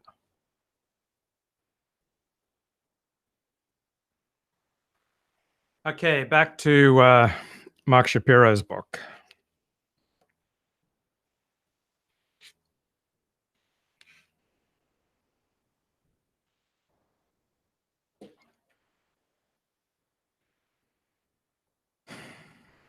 As far as Maimonides' Mishnah Torah is concerned, it is important to note that the definition of a heretic in this work differs from that in the commentary on the Mishnah.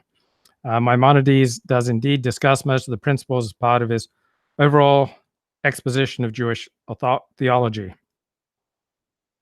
But we might assume that the Mishnah Torah shares the perspective of the commentary on the Mishnah and that lack of belief in any of the principles makes one a heretic. However, when it is time to define the parameters of heresy for which one loses one's share in the world to come, Maimonides' formulation in the Mishnah Torah reads, 5 individuals are described as heretics: one who says there is no God, one who says there is a ruler, but that there are 2 or more, and so forth. Maimonides also follows this model in defining a heretic.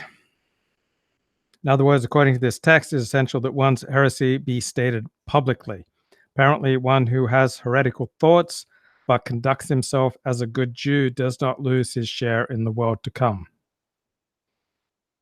To be sure, in the Mishnah Torah, Maimonides warns people to keep away from heretical thoughts, which can lead to spiritual destruction. Though he comes close, he never actually states that entertaining the thought alone makes one a heretic with no share in the world to come. Maimonides writes, whoever permits the thought to enter his mind that there is another deity besides this God violates a prohibition. Exodus chapter 20, verse 3, you shall have no other gods before me, and denies the essence of religion, this doctrine being the great principle on which everything depends. However, once again, Maimonides does not say that such a person is a heretic. He has violated a commandment and has in his mind denied the essence of Judaism, but as long as his heresy is not publicly voiced, he apparently remains a sinning Jew in good standing. So Maimonides has No tolerance for this. He responds to Abraham and David's criticism in his famous Guide for the Perplexed and says if someone doesn't know, he should have learned. And as his commentators point out, you can use this justification to say that even idolatry is permissible because people don't know any better. And it's even more than that, because for Maimonides, the world to come is a natural process. It's not as if you do things and God rewards you.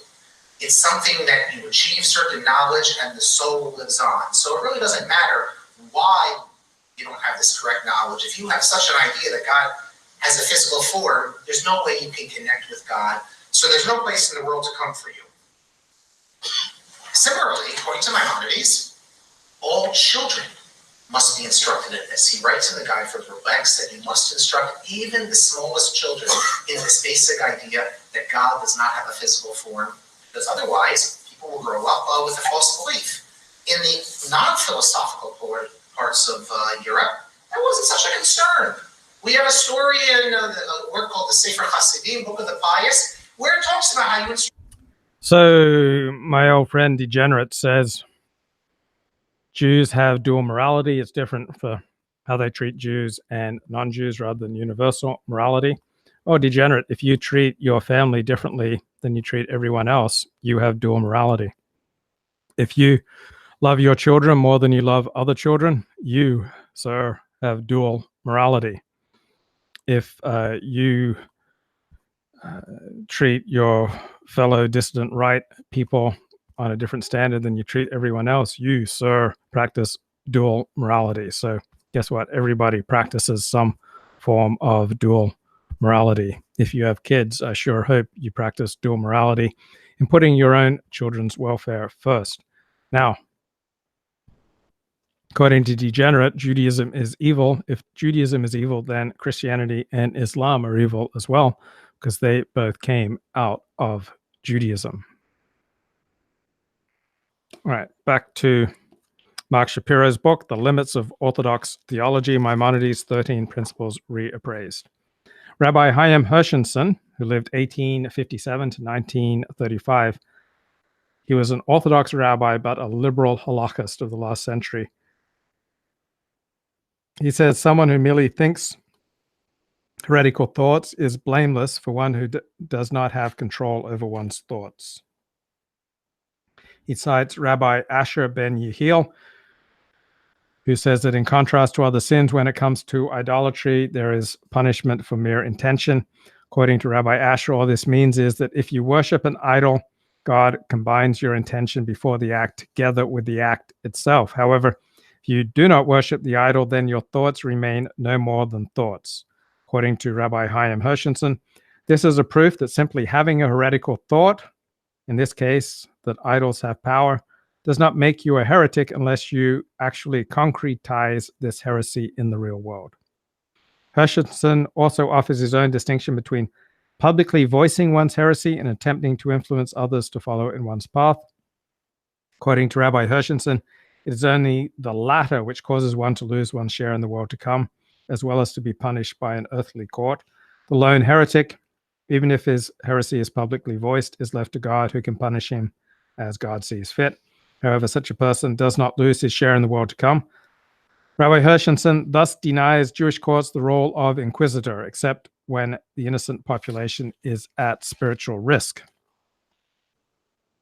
Hershenson himself notes that his point about humans being unable to control their thoughts was also the opinion of a leading medieval Jewish philosopher, Rabbi Hasdai Crescus, who died in 1412. Crescus was adamant that beliefs are always involuntary, as one cannot force oneself to disbelieve that which one believes. Contrary to Maimonides, according to Crescus, there can thus be no reward or punishment for belief. If someone, for whatever reason, does not believe in one of Maimonides' dogmas, he cannot be held culpable for this disbelief. What, then, does Crescus do with the notion found throughout rabbinic literature that a heretic is punished in the afterlife? In original fashion, Crescus argues that while one is not punished for disbelief, he is punished for the joy he feels through this disbelief, as well as for the lack of effort made to discover the truth. One is not rewarded for belief, but for the effort to apprehend the truth of the belief and for the joy that accompanies this. So not only does Maimonides require one to affirm the 13 principles without any doubt, he also leaves no room for honest error, point concerning which there was a great deal of debate in medieval times with Rabbi Simeon ben Sema Duran, who died 1444, and Rabbi Joseph Albo, lived in the 15th century. They both emerged as Maimonides' greatest critics. According to them, even one who disagrees with the basic Jewish doctrine is not regarded as a heretic if his error arose as a result of well-intentioned study.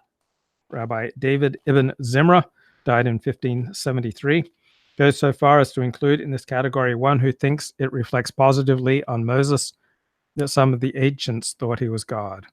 These opponents of Maimonides thus made it very difficult to condemn someone as a heretic as long as the person in question was known to be a committed Jew who erred unintentionally.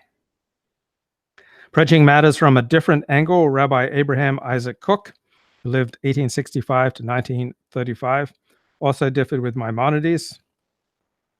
Rav Kook excludes the honest doubter from being categorized as a heretic. Cook writes, "Know that as far as Jewish law is concerned, it is absolutely forbidden and a festering sore for one even to cast a doubt concerning the truth of the content of our perfect faith. However, we do not find our sages deeming such individuals heretics. Only one who definitely denies, that is, who decides that the very opposite of our faith is true, is included in this category. A categorical denial cannot possibly be found in Israel except in one who is completely wicked and an intentional liar, for the greatest wickedness can only sow doubt in the minds of the weak. One who is brazen enough to say that he is a complete denier is thus certainly wicked, and he cannot claim he has no control over his thoughts. If the heretic in our generation was honest, it would always be in a position of doubt, and his doubts could be easily clarified. However, it intentionally falsifies and claims certainty in its denial. Even those weakest in faith can only arrive at a level of doubt." So, Rav Kook's recognition that doubt is part of the religious struggle and his consequent refusal to label the doubter a heretic is in direct contradiction to Maimonides. Let's go back, play a little more from Mark Shapiro here. Must a Jew believe anything? You know, it's not such a big deal from their perspective. I heard from my teacher, the late Professor Twersky, that Yehuda Ibn Shmuel, he's one of the early commentators on the Guide in modern times, in the 20th century, one of the early 20th century commentators. When he was in Europe, he once came home from the Cheder and had drawn a picture of God.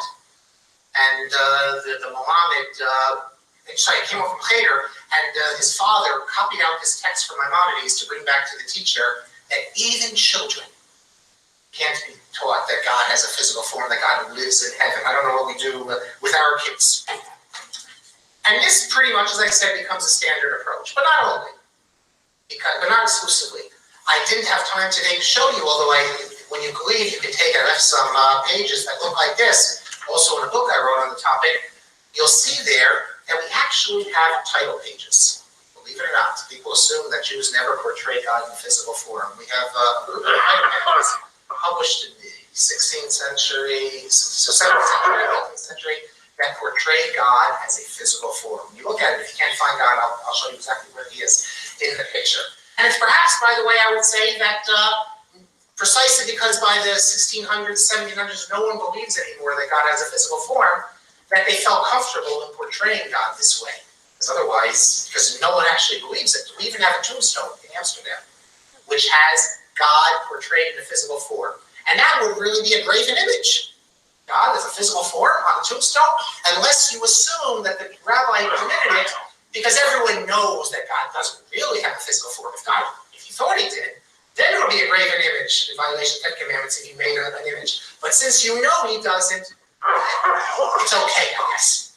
We're not talking about many examples of these sorts of things, but enough, we have enough to. Okay, back to Mark Shapiro's book, The Limits of Orthodox Theology.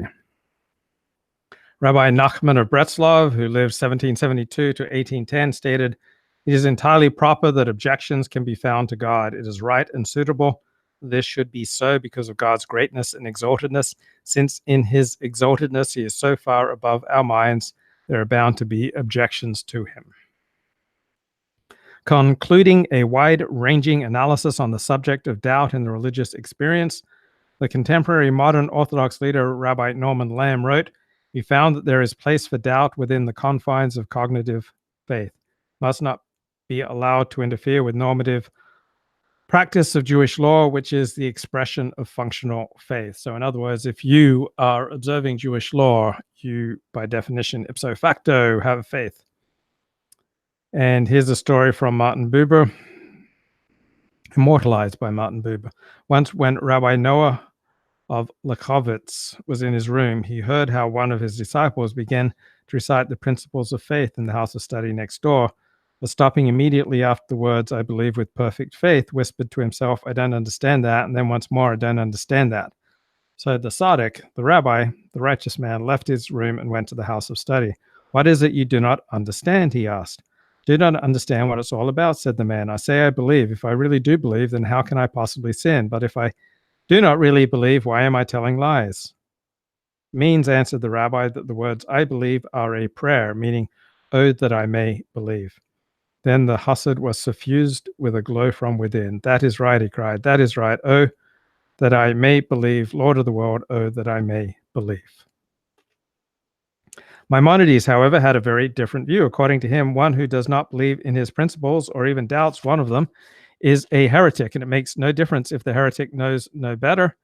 He's been, for example, taught to think this way since his youth. It is true that in his later works, Maimonides counsels tolerance when dealing with the Karaites. Karaites don't believe in the oral law, who do not realize that they are heretics. But there he is only concerned with how Jews are supposed to relate to them. That is, rather than hating them and hoping for their destruction, which is normally the case with regard to heretics, one should treat them with friendship and respect and attempt to convince them to abandon their errant ways. From a theological perspective, however, a heretic is doomed to eternal perdition and cannot be exculpated on the basis of the argument that he did not know any better. Maimonides' position has found its modern defenders. In a famous rhetorical flourish, Rabbi Chaim Soloveitchik, 1853 to 1918, proclaimed that a heretic is still a heretic. That is, it is unfortunate that he is a heretic and condemned to hell, but what can one do? That is the way of the world.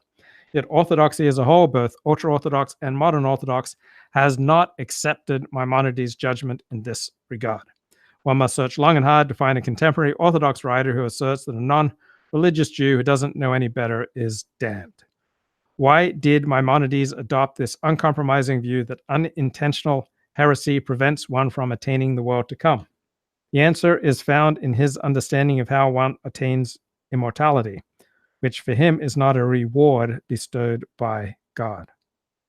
Rather, as with prophecy, it is a natural process that depends on the perfection of one's intellect so that one can apprehend the Creator and the various intelligibles. It is this knowledge which gives one immortality. If one were to hold a heretical opinion, for whatever reason, this acts as a block on the intellect's move towards perfection. In trying to make this medieval idea more palatable, Rabbi David Black suggests, situation is crudely analogous to that of the student who fails to master algebra through no fault of his own and must then be refused permission to enroll in a calculus course. Such denial is not by way of punishment, but an assessment of the fact that one who has not mastered the rudiments of a subject cannot profit from advanced instruction in that discipline. So, wow. I knew I was weak in math when I went to community college, so I started with beginning algebra, and I got a C. Then I went to intermediate algebra, I got a C. And then I realized I needed to get serious, and so I took trigonometry, got an A, and took calculus and got a B. But the problems I was having in calculus were that I hadn't properly learned algebra.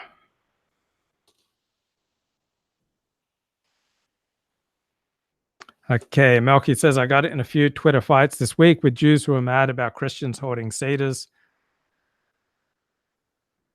Okay, so it does feel weird. I mean, how would you feel as a Christian if other religions start appropriating the cross and various Christian rituals for their own religion completely without reference to Christ. And Messianic Jews are Jews who've become Christians. Yeah, people don't fail calculus, they fail algebra when they take calculus. Yes, because I hadn't learned calculus properly, I struggled. Because I hadn't learned algebra properly, I struggled in calculus. My take on Messianic Judaism is that it is a form of Christianity, and it has nothing to do with Judaism.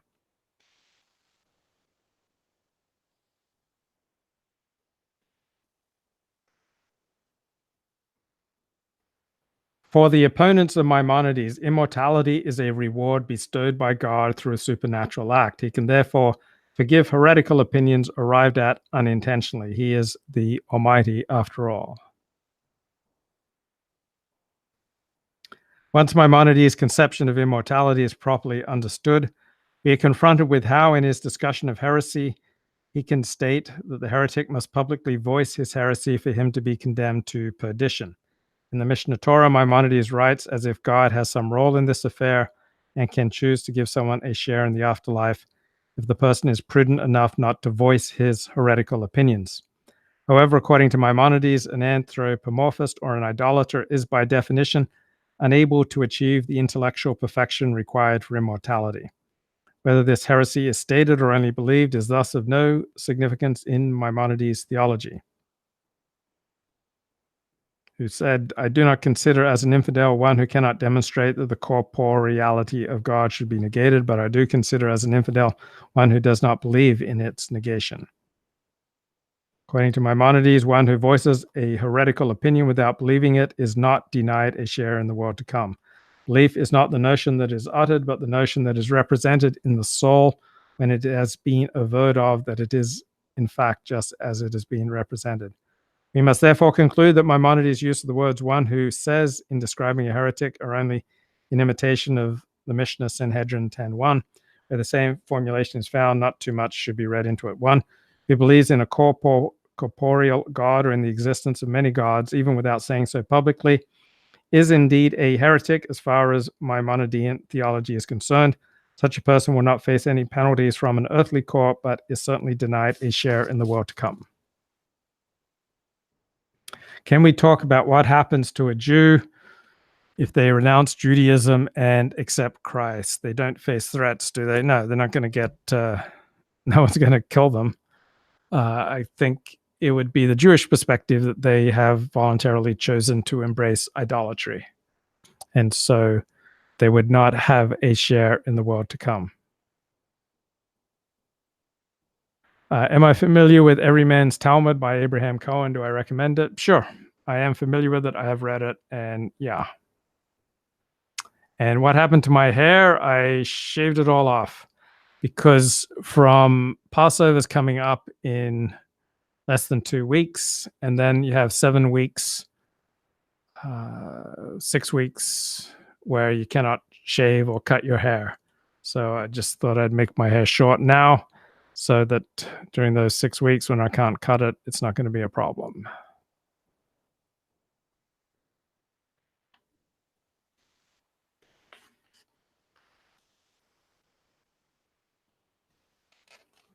The characteristic that gave the 13 principles their afterlife and caused them to become the formulation of the Jewish creed is precisely their outer form. That is, that they were formulated as a catechism with all the principles listed together. Had Maimonides listed a different number of principles in the Mishnah Torah, these would have become the principles of Judaism, but he did not, and thus the 13 principles have stuck. Right, not the entire 6 weeks, 33 days, you can't cut your hair.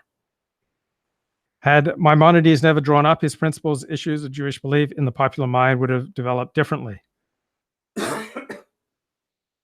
In fact, the widespread acceptance of Maimonides' creed is not so much a function of scholarly approval, but rather of popular acceptance.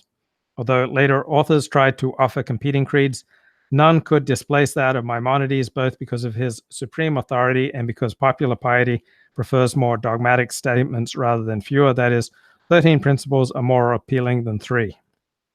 3 principles of the Jewish faith were offered by other rabbis. So if anyone wants to call in, let me know, and I will set up the call-in function.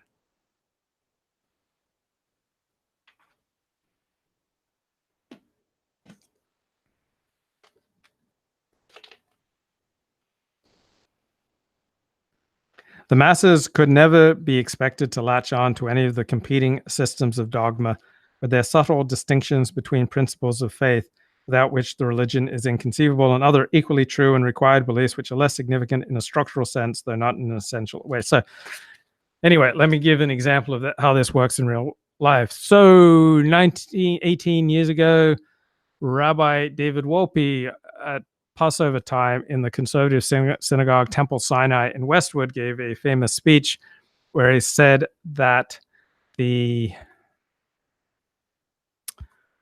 Exodus did not take place as described in the Bible.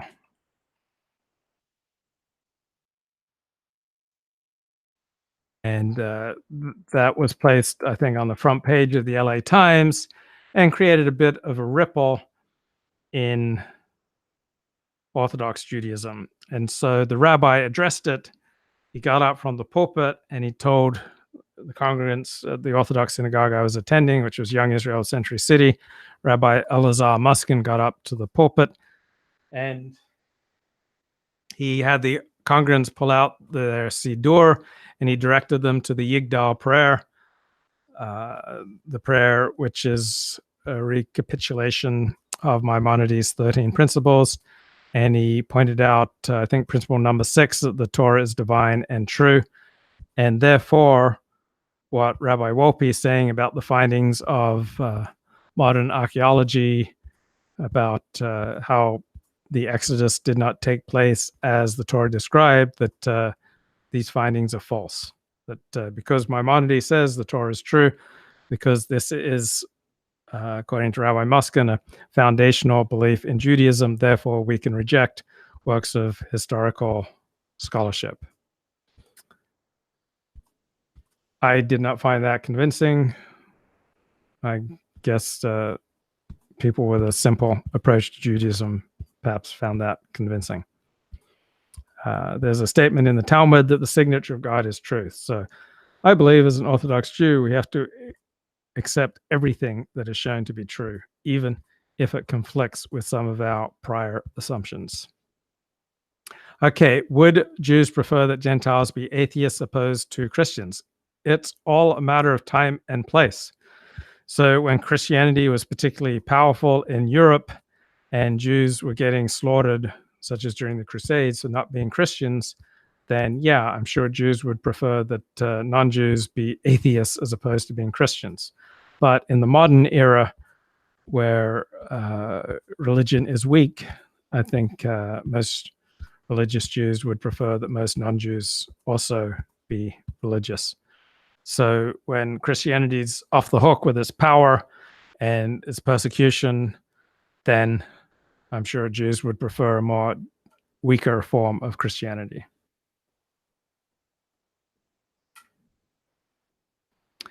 And David Shalit says it's better for non-Jews to be ethical monotheists. Melchizedek, that's not really a thing. It is. Christians are ethical monotheists. If you believe that there is a God who requires ethical behavior, you are an ethical monotheist. Yeah, atheists have slaughtered Jews too. So it's all a matter of time and place. What's the greatest threat to Jews? Is it atheists or is it Christians? So everything's time and place. Everything's contextual. Do you fear Christians more in a certain environment? Do you fear Muslims more? Do you fear atheists more? Do you fear Nazis more? It is all time and place. There's no one overarching answer. Back to Mark Shapiro. Must a Jew believe anything? We chew on it, or we regard as in a physical form. So more of a laid-back attitude than you'd expect from Maimonides. Now, it was very difficult for scholars of the last few hundred years to sympathize with the what we call the corporealists. But it wasn't always the case. We have a scholar in the 19th century named Samuel David Lozzato. He's known as Shadal, a very important biblical commentator, and he attacks Maimonides. First of all, he says, where did you get this, Maimonides? The Talmud never says this. The Torah never says this. How dare you condemn as heretics all these simple Jews who think God has a physical form? And he goes further and he says, you know what the real heresy is? Not what you're saying. It's all this philosophical stuff. Because the simple people are going to start thinking about God in a Maimonidean way. For Maimonides, God doesn't have a physical form. He doesn't have emotions. He doesn't actually change his mind. He doesn't do anything. He's sort of like a mathematical construct. What's left? Before Samuel David Lozzato in the 19th century, Lozzato himself does believe that the traditional Jewish view is that God has a physical form. It's just a very fine physical form. So here's a 19th century great scholar who tells you God does have a form. Let me tell you another story, though. There's a man named... Okay, back to the book here by Mark Shapiro on the limits of Orthodox theology. Maimonides did not record the 13 principles as the fundamental beliefs of Judaism. At least one principle is explicitly contradicted by the Guide to the Perplexed, written by Maimonides. And if read as an esoteric work, it is clear that the theology of the Guide to the Perplexed is not the theology of the 13 principles of the Jewish faith. So different Maimonidean works present different Jewish theological formulations. This latter point will not concern me greatly, however, since my focus is primarily the rabbinic scholars who were, almost without exception, oblivious to the radical possibilities inherent in Maimonidean philosophy as expressed in his Guide to the Perplexed. It is certainly one of the greatest ironies of Jewish history that the 13 principles became the standard by which orthodoxy was judged. For, as is well known, Maimonides himself was attacked for supposedly holding heretical views at odds with his very own principles. Where else in Judaism or any other religion do we have a parallel example in which an authority's doctrinal formulations, dependent in large measure on his religious standing, are regarded as binding, but the authority himself is condemned for insufficient orthodoxy? Quite apart from the debate of the esoteric meaning of the Guide to the Perplexed, some of Maimonides' openly proclaimed views were also attacked mercilessly, even by scholars who at other times were great defenders of Maimonides. For example, Maimonides argued that certain stories recorded in the Torah only occurred in dreams. Concerning this view, Nachmanides wrote, "Such words contradict scripture. It is forbidden to listen to them, all the more to believe in them." Rabbi Yom Tov Ishbili, the Ritva, defended Maimonides in the face of this attack, but on another occasion, in discussing the latter's view of biblical exegesis, was just as unrelenting as Nachmanides had been, referring to Maimonides' views as heretical. In the Igrat HaKodesh, which for a long time was mistakenly attributed to Nachmanides and which Charles Mopsic has most recently argued was written by Rabbi Joseph Gikatila, Maimonides' view, in agreement with Aristotle, that the sense of touch is a disgrace to us, is characterized as having a taint of heresy. Maimonides believed that only humans can receive individual providence and that the animal and plant kingdoms receive a general providence. Individual animals, plants, and inanimate objects are thus subject to the vagaries of chance, yet two Hasidic leaders, Rabbi Simcha Bunim and Rabbi Chaim Elazar Shapira, both claim that this view is heresy. Rabbi Simcha Bunim was not merely satisfied with asserting that the view itself is heresy, but even stated that one who holds this view is a heretic. Some Kabbalists taught that as a punishment for what Maimonides wrote in his philosophical writings, he was condemned to be reincarnated as a worm. Kabbalist and rabbinic scholar Rabbi Joseph Ashkenazi, 1527 to 1577, known as the Tana of Sfat, publicly denounced Maimonides as a heretic. Rabbi Gedalia ibn Yahya, 1515 to 1587, reports that opponents of Maimonides defaced his tombstone, writing on it excommunicated and heretic. In more recent times, Rabbi Nachman of Breslov is also known to have held a very negative view of Maimonides, even saying there are certain philosophers generally considered great, particularly Maimonides, but in the future it will be known that he was a heretic and an unbeliever. This is a testament to Maimonides' towering stature that, despite such assaults on his orthodoxy, his doctrinal formulation retained its authority. To return to the point already mentioned above, if there is one thing Orthodox Jews the world over acknowledge, it is that Maimonides' 13 principles are the fundamentals of the Jewish faith. The common knee-jerk reaction is that there is room for debate in matters of faith as long as one does not contradict any of these principles. Aligned with this conception, Rabbi Abraham Isaiah Karlitz, the Hazon Ish, 1878 to 1953, one of the last century's preeminent non-Hasidic scholars, stated he ordered his life on the basis of complete faith in the 13 principles. Among Hasidic luminaries, Rabbi Chaim Elazar Shapira stated, "We are believers, sons of believers, in the 13 principles in accordance with their simple meaning, in accordance with their innermost truth." Another Hasidic leader, Rabbi Pinchas Shapiro, recommended daily recital of the principles. Similarly, the non-Hasidic and saintly Rabbi Israel Meir HaKohen, the Chafetz Chaim, 1839 to 1933, wrote that it is a mitzvah, a commandment, to recite the 13 essential principles daily. Going even further, Rabbi Aaron Areli Roth, 1894 to 1944, wrote that it is praiseworthy to repeat the 13 principles upon awakening, before going to sleep, and at other times during the day. Seems that there is even halakhic significance to the principle, seen in the fact that the Chafetz Chaim records that one who denies the divinity of the Torah, reward and punishment, the future redemption, and the resurrection cannot serve as a prayer leader. Had Maimonides not included these principles in his list, it is unlikely that denial of the last two, which are not necessarily of prime importance to a religious life, would disqualify one in this way. So Maimonides' principles were not a subject of scholarly discussion in the first 2 centuries after their appearance, though this did not stop them from achieving a great measure of popularity even then. This can be seen from the early date of the hymn Yigdal, which summarizes the principles and was composed by either Daniel ben Yehuda Dayan of Rome or by Emmanuel of Rome in the 13th century. Yigdal is known to have entered the daily Ashkenazi liturgy in the 15th century. Another illustration of how popular the 13 principles became, we know of almost 100 different poetic versions of them, of which Yigdal is only the most famous. These originated in a variety of countries beginning in the early 14th century. Today, Yigdal is a standard prayer appearing in most prayer books, yet there are different customs related to it. Some people reciting it every day, others saying it only on Friday night when it is usually sung publicly. Many Moroccan Jews recite it on Sabbath morning.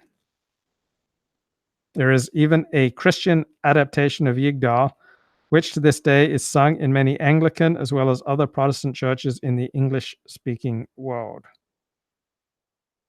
In addition to Yigdal, most prayer books also contain the Ani Mamim, and in years past, Sephardic communities would gather in the synagogue the day before Rosh Chodesh, the new moon, to recite this.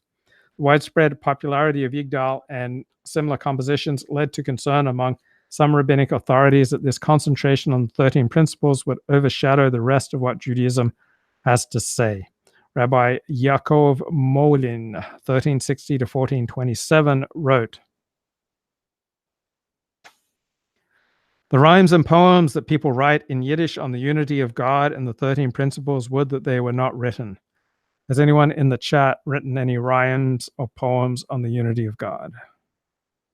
For most of the ignorant believe that all of the commandments depend on this, and they despair of various positive and negative commandments such as seat, and tefillin and the study of Torah.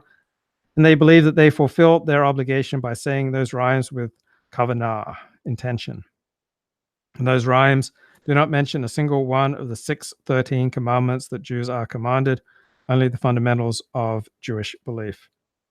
Rabbi Solomon Luria expressed himself similarly to Molin. He noted that there were people in his day who believed that they could commit all the sins in the world as long as they accepted the 13 principles. Luria agreed with Abarbanel's suggestion that Maimonides' formulation was no more than a Jewish response to the medieval Islamic philosophers put their own faith in the former principles. Not surprisingly, he recited neither Yigdal nor Ani Mamim. So, Judaism has always been profoundly influenced by the world around it. All three of the major Jewish festivals, Passover, Shavuot, and Sukkot, have origins in pagan festivals. The Jews simply took these pagan festivals and reformulated them in light of monotheism. And when Jews were profoundly influenced by the Roman Empire and the Roman corpus of law, Jews developed the Talmud and their own corpus of law. When Christians became obsessed with dogmatic theology, such as Thomas Aquinas, and when Christians became obsessed with Greek philosophy, Jews similarly became obsessed with Greek philosophy. When Muslims were obsessed with Greek philosophy, this influenced both Christians and Jews. So we are all influenced continually by each other. Maimonides was influenced by Greek philosophy. He lived at the time of the expulsion of Spain and the persecutions, and he saw something very interesting. He saw that the learned men, when they were given the choice of conversion or death or expulsion, many of them chose conversion because they were such intellectuals. He calls them self-styled intellectuals. Their attitude was, fine, I don't believe in Christianity. I'll just publicly be a Christian. They weren't willing to sacrifice for their religion. And who was? Pious old women. That's how he phrases it. The ones who were not learned. They were willing to. And he says, he includes in that simple people who accepted God's corporeality. And he says, I take one of these people any day over the week than one who can prove, that God is not a physical form. Because when push came to shove, they showed their commitment to Judaism. And let me tell you a story told by a man named Rabbi Moses Chagiz from the 17th century. This is repeated in the 20th century by a man named Rabbi Roth. Rabbi Roth comes from the most extreme anti-Zionist, extremist Meishari type of group you can imagine. Why this story is important? Because we see here an explicit rejection of Maimonides and a sort of tolerance of sorts. Here's the story. There was a simple man, a Portuguese Marano, who came to the city of Sfat. As many of them, when they left Portugal and Spain, they came to the land of Israel and they reverted to Judaism. And what did this man used to do? Every Friday he would bring loaves of bread to the synagogue and put it inside the Holy Ark. Bringing food to God, as it were. And every Friday, the beadle, the shamus in the synagogue would come and he'd see this bread and he'd take it home and eat it. One day, the rabbi of the synagogue was in shul when the man brought it in, and he asked the man, what are you doing? Why are you putting the bread inside the Holy Ark? And the man said, well, I'm bringing it for God to eat. I guess there's some Eucharistic sort of conception here, which maybe he's evolving from. And the rabbi starts screaming at him, you heretic! You think God eats your bread? How could you say such a thing? This is the worst heresy. And the man, of course, was humiliated and left. That night, Isaac Luria, Isaac Luria heard the story, and Isaac Luria was very distressed. And Isaac Luria was the great master of Kabbalah in Safed. He comes in a dream to this rabbi. In the dream, he says to him that since the destruction of the temple, God's greatest joy, he has never had any greater joy than this poor man who didn't know anything, but he knew how to bring his bread to the synagogue to feed God. And because you have taken away from me, you will be punished and you will not live out the year. And so it happened, the man died without living out the year. This reminds me of the famous story. Okay, back to Mark Shapiro's book. Rabbi Isaac Luria, 1534 to 1572, is known to have opposed recitation of Yigdal, but for different reasons entirely. As his student, Rabbi Chaim Vital, 1542 to 1620, explained, Luria did not recite any song or poetic composition that was not a product of the early luminaries, such as Rabbi Akiva, Rabbi Ishmael, and Rabbi Elazar Kalir. He believed that such early works were full of Kabbalistic significance. Kabbalah means Jewish mysticism. Unlike works composed by later authors who do not know what they are saying.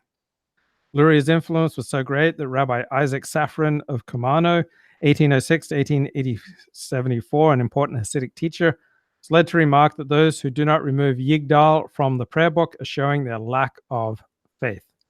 Taking Luria's words most seriously, Hasidic prayer books are conspicuous in their exclusion of Yigdal. Although in more recent centuries, the 13 principles have indeed become identified with the fundamentals of Judaism, there were also scholars in earlier times, such as Rabbi Meir al-Dabi, 1310 to 1360, Rabbi David ben Yom Tov ibn Bilia, 14th century, Rabbi Shimon ben Shmuel of Regensburg, 14th and 15th century, and Rabbi Moses ben Yosef Trani, 1500 to 1580, who regarded the 13 principles as the beliefs that defined Judaism. The outstanding medieval philosophers did not share this view. This was so even when they believed in the principles and even when they believed that denial of a principle equaled heresy. Believing the principles to be true, even obligatory, and regarding them as the fundamentals of Judaism were regarded by medieval philosophers as two separate things. It is because of this that they spent so much time dissecting Maimonides' method and categories and defending their alternative systems. Yeah. The disputes of the medieval rabbis were soon forgotten, and I've got someone in the Hangout, so let me put on my headphones and say g'day to Babs. What's happening, Babs? Hey, not much. Just doing some work, walking around New York City. I was just fascinated by what you were reading there about Rabbi Luria, so I don't mean to take away from that. Perhaps I'll jump in momentarily, but I was entranced by your reading today. I thought that you were doing some great stuff. Okay, great. So jump in as you see fit. All right. The disputes of the medieval rabbis were soon forgotten, and as mentioned above, in more recent centuries, there was general agreement among traditional Jews that the 13 principles were indeed the fundamentals of Judaism. Denial of even one principle was usually enough for one to be branded a heretic. For the masses and for many rabbis as well, this became unquestioned truth. In the 17th century, Rabbi Shaul Mort Ira, 1596 to 1660, declared that all agree with Maimonides' principles, and whoever denies them has no share in the world to come. In the 18th century, Isaac Wetzlar, 1685 to 1751, urged that all children be taught the principles. Gedalia ben Avraham Tychus published an elaboration of the principles designed for the common people. For those rabbis who are aware of many of the disputes we shall be discussing, appeal to the principles still had religious and just as important rhetorical power, in particular when confronting religious dissenters. So that was Orthodox Rabbi Elazar Muskin's response to Rabbi David Wolpe's famous sermon back in 2001, which noted that virtually nobody who studied the historical events around the Exodus believed that they took place as the Bible describes the Exodus. As part of his attempt to undermine traditional Judaism, Saul Berlin, 1740 to 1794, in his notorious forgery, aimed his arrows at the 13 principles. He inserted into the mouth of Rabbi Asher ben Yehiel the notion that the principles of faith are not eternal but can be reevaluated with the passage of time. In his response to Berlin, Rabbi Mordechai ben Ney wrote, with reference to the 13 principles, our teacher Moses Maimonides did not add or subtract anything, and all his words are explicit in scripture and in the writing of the sages. In his polemic against the nascent reform movement, Rabbi Zvi Hirsch Hayes noted that until the rise of this heretical movement, all of Jewry was united around the 13 principles. In an anonymous, harshly worded letter to Rabbi Esriel Hildesheimer, while attempting to show that one of his students had departed from the proper path, the author wrote, I don't know if he believes in the 13 principles, mate. Oi, what about the workers? Moses Lieb Lilienblum, 1843 to 1910, discussing his path to heresy, wrote, when I rejected Maimonides' articles of faith, I did not rejoice. It was obvious to Lilienblum that since he had rejected the 13 principles, he was a heretic. He was an unbeliever. When the Orthodox Jewish Congregational Union of America was formed in 1898, it included in its convention statement the following: we affirm our adherence to the acknowledged codes of our rabbis and the 13 principles of Maimonides. Half a century earlier in Philadelphia, Isaac Lisa, 1806 to 1868, had also declared the 13 principles were the authoritative Jewish creed. Prominent Lithuanian rabbi who insisted that all Jews are obligated to believe in the principles also addressed the Gentiles, declaring, as long as you do not believe in these 13 principles, you have no belief. A well-known Hasidic leader who did not share Maimonides' views as expressed in the guide nevertheless declared that all Jews are obligated to believe in the 13 principles. When, in the face of harsh criticism, an anti-Zionist figure wanted to defend his rejection of the Balfour Declaration, he stated simply, "Does this equal denial of one of the 13 principles, mate? Oi, what about the workers?" The 19th century false messiah accused his non-believing antagonists of denying one of Maimonides' principles. Trying to discredit his Kabbalistic opponents, Rabbi Yiye Kafir accused them of contradicting the 13 principles, a charge they vehemently denied.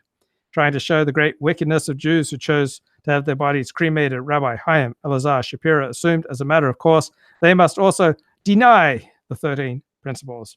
Most recently, when Rabbi Emmanuel Jacobs, 1921 to 1999, announced he intended to give a lecture under conservative auspices, a local Orthodox rabbi protested his presence would serve to add a great deal of prestige to an institution that denies many of the 13 principles.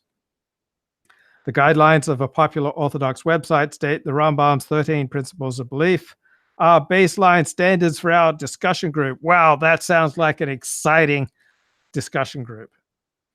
Maybe I should add the Rambam's 13 principles to my code of conduct for this channel. Other contemporary authors, you're allowed to say anything as long as it doesn't violate the 13 principles of the Jewish faith according to the Rambam. Other contemporary authors in the Orthodox community express themselves similarly. It should be stressed that all Torah scholars agree on the validity and significance of the principles. Fact is that Maimonides' 13 principles are all derived from the Talmud and the classic Jewish tradition and were never in dispute. The principles that have been discussed for the past 800 years and are still accepted by all Jews as the one clear, unambiguous creed of Judaism.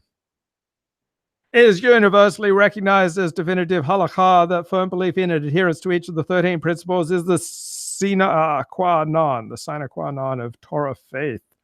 From an Orthodox standpoint, though the 13 principles of faith have a history, they are obligatory nonetheless. Fundamentalists, we are indeed, in the original sense of the word, we hold the 13 principles to be fundamental to Torah Judaism. What emerges clearly from what we have seen is that Maimonides' principles came to be regarded as central to Jewish belief. Once his principles were accepted, it was only a short step to agreement with Maimonides that any deviation from the principles was enough to categorize one as a heretic.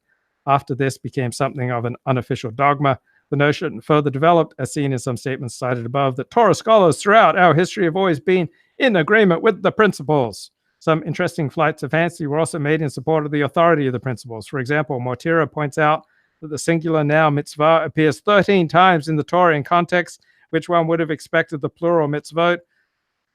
He says this illustrates how each of these examples points to one of the principles. Rabbi Chaim Elazar Shapira thought it significant that the gematria of Echad, signifying God, is 13. Other examples are Rabbi Nathan Adler's 1803 to 1890 assertion that the principles are already present in Onkelos' Aramaic translation of the Torah from 2,000 years ago. And also in the 19th century, Rabbi Elijah Soloveitchik claimed the principles are taught in the New Testament, which he believed was written by faithful Jews. Whoa. Rabbi David Cohen, a contemporary scholar, even claims that one could find the 13 principles in the Passover Haggadah. That's the guide to the conducting a Passover Seder. Maimonides' rationalism, notwithstanding his principles, became too significant to leave to the philosophers and the Talmudists. It therefore should not surprise us there are also Kabbalist and Hasidic interpretations of them. Prayer book of the Biala Hasidim includes an updated version of the principles. The seventh principle now reads, I believe with perfect faith that all the words of the prophets and the Kabbalistic teachers of Rabbi Shimon ben Yochai, Rabbi Isaac Luria, and the Baal Shem Tov and his students are true. In the eighth principle, it is stated that these Kabbalistic teachings were given to Moses. Even this is not enough, so the prayer book adds two more principles, that Israel is the chosen people, and that in every generation there are righteous ones like Abraham, Isaac, and Jacob.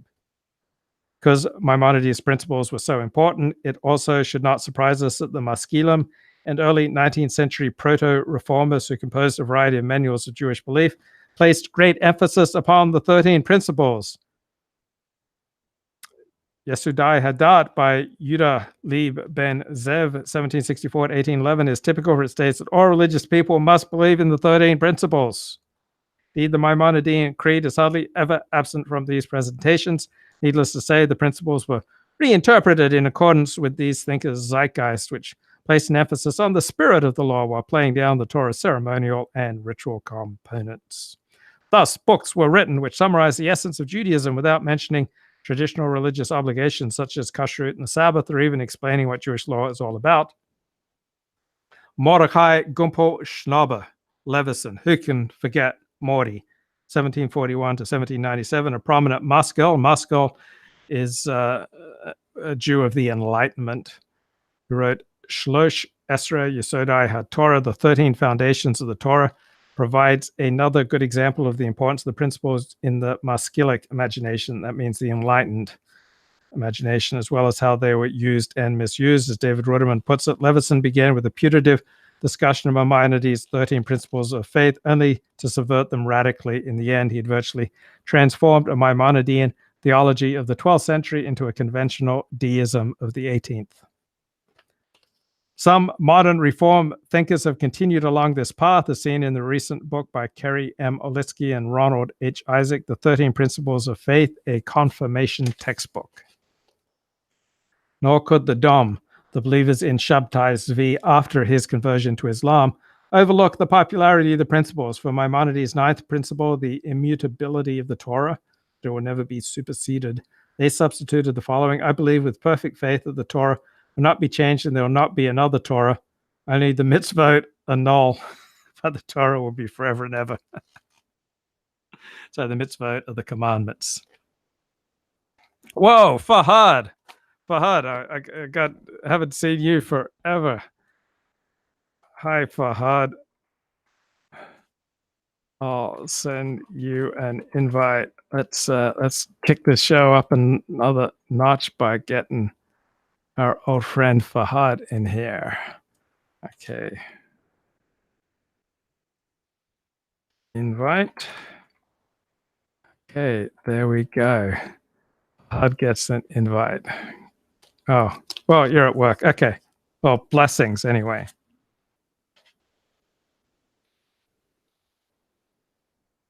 Even when Maimonides' original formulation is not the focus, the notion of 13 principles has remained strong.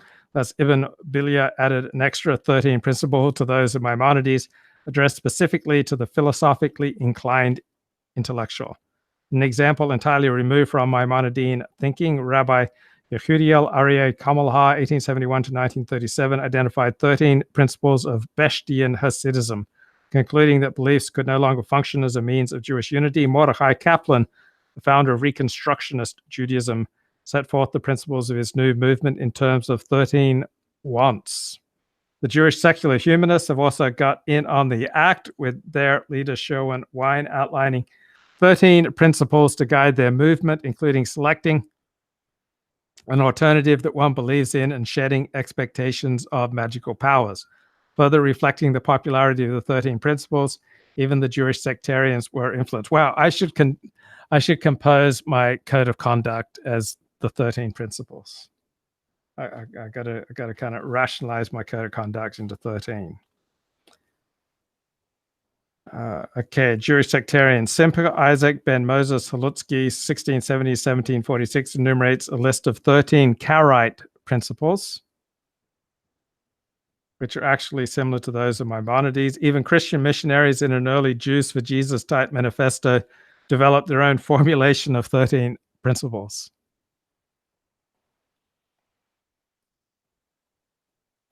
Returning to the statements mentioned above concerning the unanimous agreement accorded the principles, and many more examples of such rhetoric could be cited. Comment by Gershom Scholem made in an entirely different context seems relevant. This seems to me an extraordinary example of how a judgment proclaimed with conviction as certainly true may nevertheless be entirely wrong in every detail. This is so, for as the present book seeks to demonstrate, even a cursory examination of Jewish literature reveals that both before and after his time, Maimonides' principles were not regarded as the last word in Jewish theology. Nevertheless, it is amazing that so few modern rabbinic scholars have explicitly acknowledged this fact, even when writing for their peers. It is possible that many scholars simply regard it as obvious, and perhaps others even began believing their own rhetoric.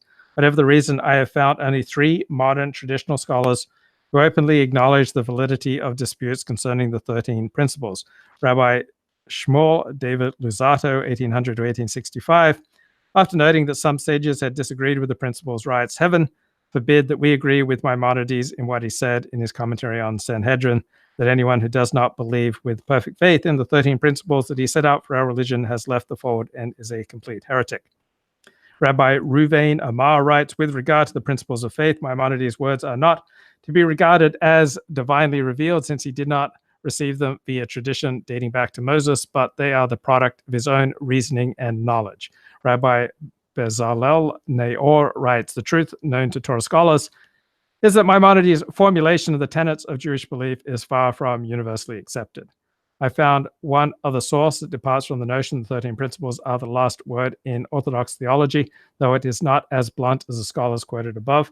Surprisingly enough, it is the editors of the Art Scroll publishing house, regarded by many as the quintessential Orthodox obscurantists, who offer a careful formulation stating that the principles achieved virtually universal acceptance. After examining the evidence, I think most readers will agree that even this statement is wide of the mark." Many years ago, Leon Roth wrote, "Oh, for the masterpiece," but it will have to be published not only anonymously, but also posthumously, which will demonstrate to our formula-bound souls that there is no single one of the 13 articles, even of Maimonides' alleged creed, which was not rejected explicitly or implicitly by leading lights in the history of Judaism, including, I fancy, but only whisper the suspicion, no less a person than Maimonides himself. But tell it not in Gath. As we shall see, Roth has exaggerated only slightly in this statement. His basic thrust is certainly on the mark, even with regard to a suggestion about Maimonides himself. Unlike Roth, however, I do not believe that the present book, masterpiece or not, must appear anonymously or posthumously. After all, the Jewish inquisitorial authorities closed up shop a long time ago. That's why we get to do these live stream, because the Jewish Inquisition is no more.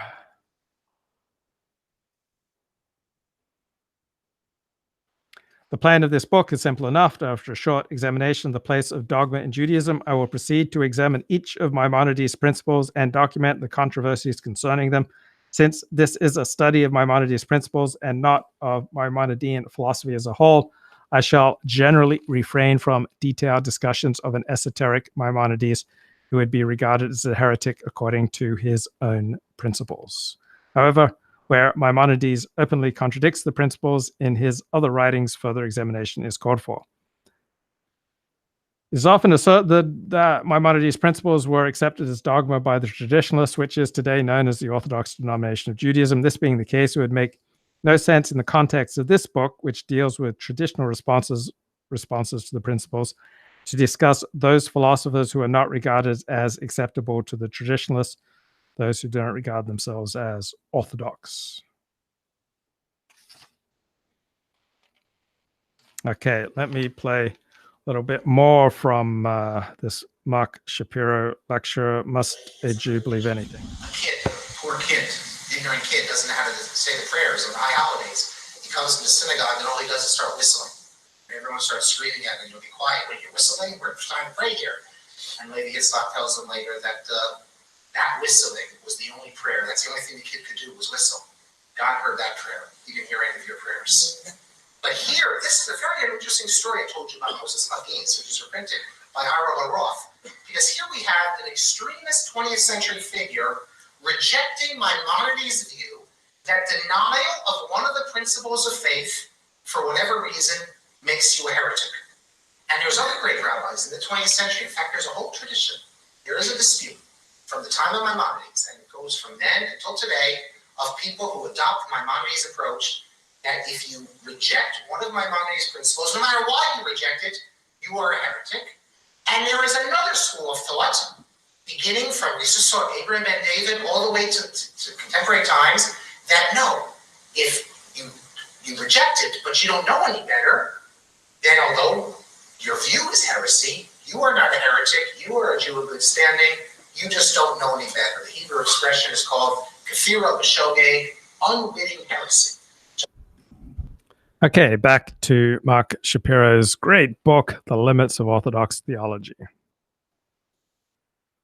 One of the great misinterpretations of Judaism is that Judaism does not have dogmas. To be sure, I would agree that belief in God and some sort of revelation are dogmas that the tradition has always affirmed. But aside from these, Judaism is commonly being portrayed as granting complete freedom of thought. However, even if one discounts Maimonides' original advocacy of what can be termed salvific dogmas, namely dogmas the belief in which guarantees one a place in heaven, the fact remains that for all medieval authorities as well as the Talmudic rabbis, there were certain dogmas which Jews were obligated to believe in simply because the religion is unintelligible without them. Though it is likely that the Talmudic rabbis had fewer of these dogmas than their medieval colleagues, they too were prepared to lay down some parameters of belief. For example, Mishnah Sanhedrin 10:1 states, "There are those who have no share in the world to come. He who says there is no resurrection of the dead in the Torah, he who says that Torah is not from heaven, and the Epicurus." Although it is hard to know what the Mishnah meant by the term Epicurus, probably someone who denies God's providence. Clearly, this Mishnaic formulation, so this formulation came about 2,000 years ago, does not exhaust the list of rabbinic dogma. It is likely that the Mishnah only mentions those beliefs which were not then obvious, that is, those concerning which there was dispute in the Jewish community. This would explain why nothing appears here regarding belief in God. In his classic study of the dogmas in Judaism, which totally disproves the notion that Judaism is unconcerned with belief, Solomon Schechter stated, "Political economy, hygiene, statistics are very fine things, but no sane man would for them make those sacrifices which Judaism requires from us. It is only for God's sake, to fulfill his commandments and to accomplish his purpose, that religion becomes worth living and dying for. And this can only be possible with a religion which possesses dogmas. It is true that every great religion is a concentration of many ideas and ideals, which make this religion able to adapt itself to various modes of thinking and living. But there must always be a point round which all these ideas concentrate themselves. This center is dogma." That so many scholars could, in the face of all evidence, continue to assert that Judaism has no dogmas probably tells us more about their attempts to justify their own free thinking than about the history of Jewish thought.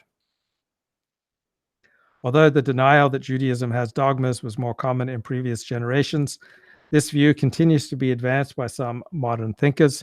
Their opinion, Judaism is a religion of law, and one can basically believe what one wishes. Thus, to give one example, the late Zvi Kurzweil, a modern Orthodox thinker, argues for this position and writes that while fundamentalism in Christianity includes dogmatic belief in certain basic tenets of faith, Judaism lacks such dogmas. There is more than a grain of truth in Leon Roth's reference to dogmalessness as the only dogma in Judaism. Kurzweil supports his view regarding the lack of dogmas in Judaism by citing Moses Mendelssohn, Isaac Brewer, and Isaiah Leibowitz. Leaving aside the question of whether Mendelssohn is a representative of traditional Judaism, Kurzweil is correct that in his Jerusalem, Mendelssohn asserted that Judaism has no dogmas. Yet, Kurzweil neglects to point out that matters are more complicated than this, and it may be that Mendelssohn himself was unsure on this point.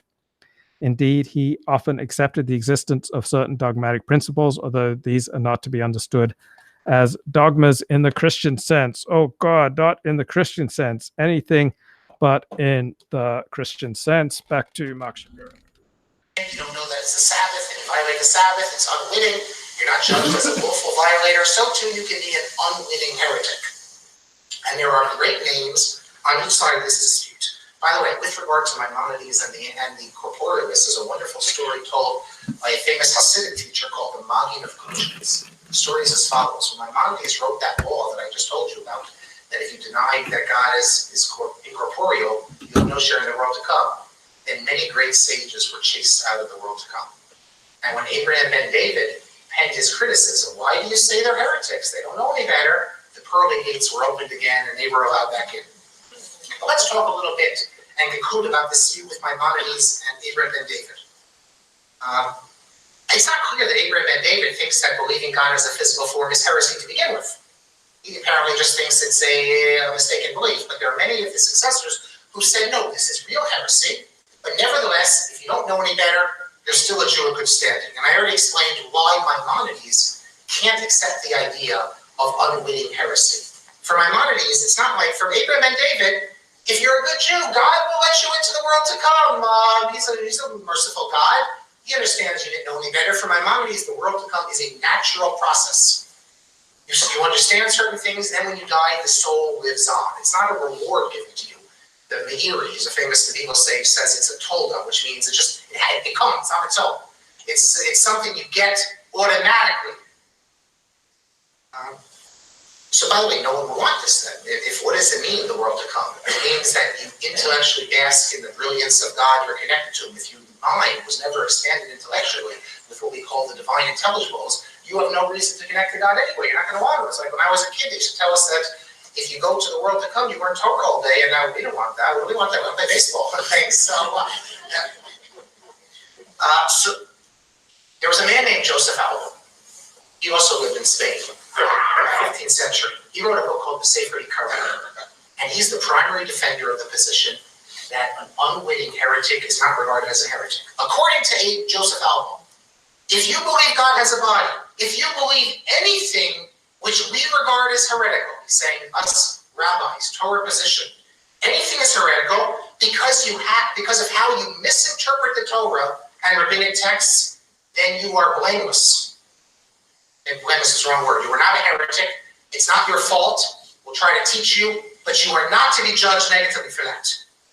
Now, our recent author, Menachem Kellner, who's written a good deal about Alba, asks, well, how far do you take this? Let's say Alba was confronted by Mordechai Kaplan, let's say, who was in a position in complete opposition to traditional Judaism. Is such a person also included by Alba as an unwitting heretic? And the question is really a ridiculous question, because Alba was very clear. Mordechai Kaplan would be the first one to tell you the Torah says this. We live in a different era. I don't accept the Torah. I have a different position. That's not what Alba says. Alba says that someone who believes that his or her position is the true Torah position, even if they're wrong, they can be crazy, that person is still regarded in the fold. But how far do you take this? Is the Jew for Jesus now? No Jew for Jesus? He thinks that Jesus is the Messiah or something, or anything? I think he believes the Torah teaches us this? I don't know. It's hard to say. Alba doesn't give us the parameters. But let's say you believe idolatry is included. It's not clear. I would think, presumably, that there's an area where, by definition, like if you believe in idolatry, there's no Torah anymore, so then that would be out. But all Alba says is that if you believe that a position is an authentic position taught by the religion, even if I think you are wrong, not just wrong, I think your position is heretical, I still have to respect you as a Jew of good standing with spiritual validity. This is a very liberal position. And in our era of disputes, especially, let me talk from my own community, probably the Orthodox community, all of whom believe their position is in line with the Torah, this is a very liberating position because it shows that one can dispute and still accept the spiritual legitimacy. It's a good position to adopt. I will be the first one to say, though, that it's not so clear how far you could take this outside my little Orthodox world. Because when you move into the other denominations, perhaps we'll hear a little bit soon, at least in recent years, you'll get to the place, I think people will say, well, yeah, they'll acknowledge the Torah might say this, but we have a different position. Alba's position would no longer include that. But I dare say that you will still find, this term Orthodox. I think I said it even over the weekend when I was speaking. It's not a term. You don't find this term Orthodox in the Torah. You don't find the Talmud. You don't find Maimonides. It's not a Jewish term. So I think it's the worst thing that Ashkenazi Jewry did is that they created these denominations. I'm not going to say we created them, that is the Orthodox, but denominations were created. So I don't want to use the term. Let me just say that there are plenty of Jews, I would think, and I've met many in my life, who are not part of my community. That is, they don't go to my synagogue, but yet they are true Yeah. Stay tuned. We're continuing here, and Oh. we're back. Thank you very much. Oh, no. Call up our third respondent, Rabbi Louis Jacobs. Oh no, this isn't what I wanted. Oh boy, I'm caught up short. So okay.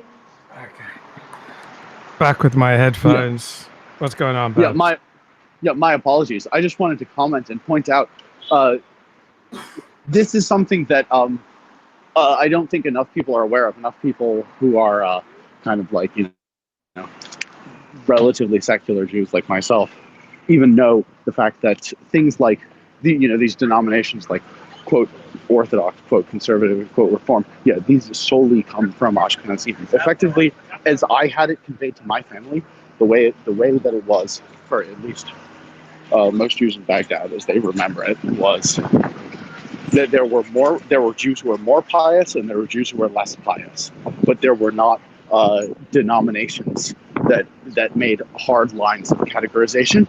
And similarly, although there were some kind of religion and class barriers and divides, there was much less of this adversarial attitude that, let's say, wherein Hasidim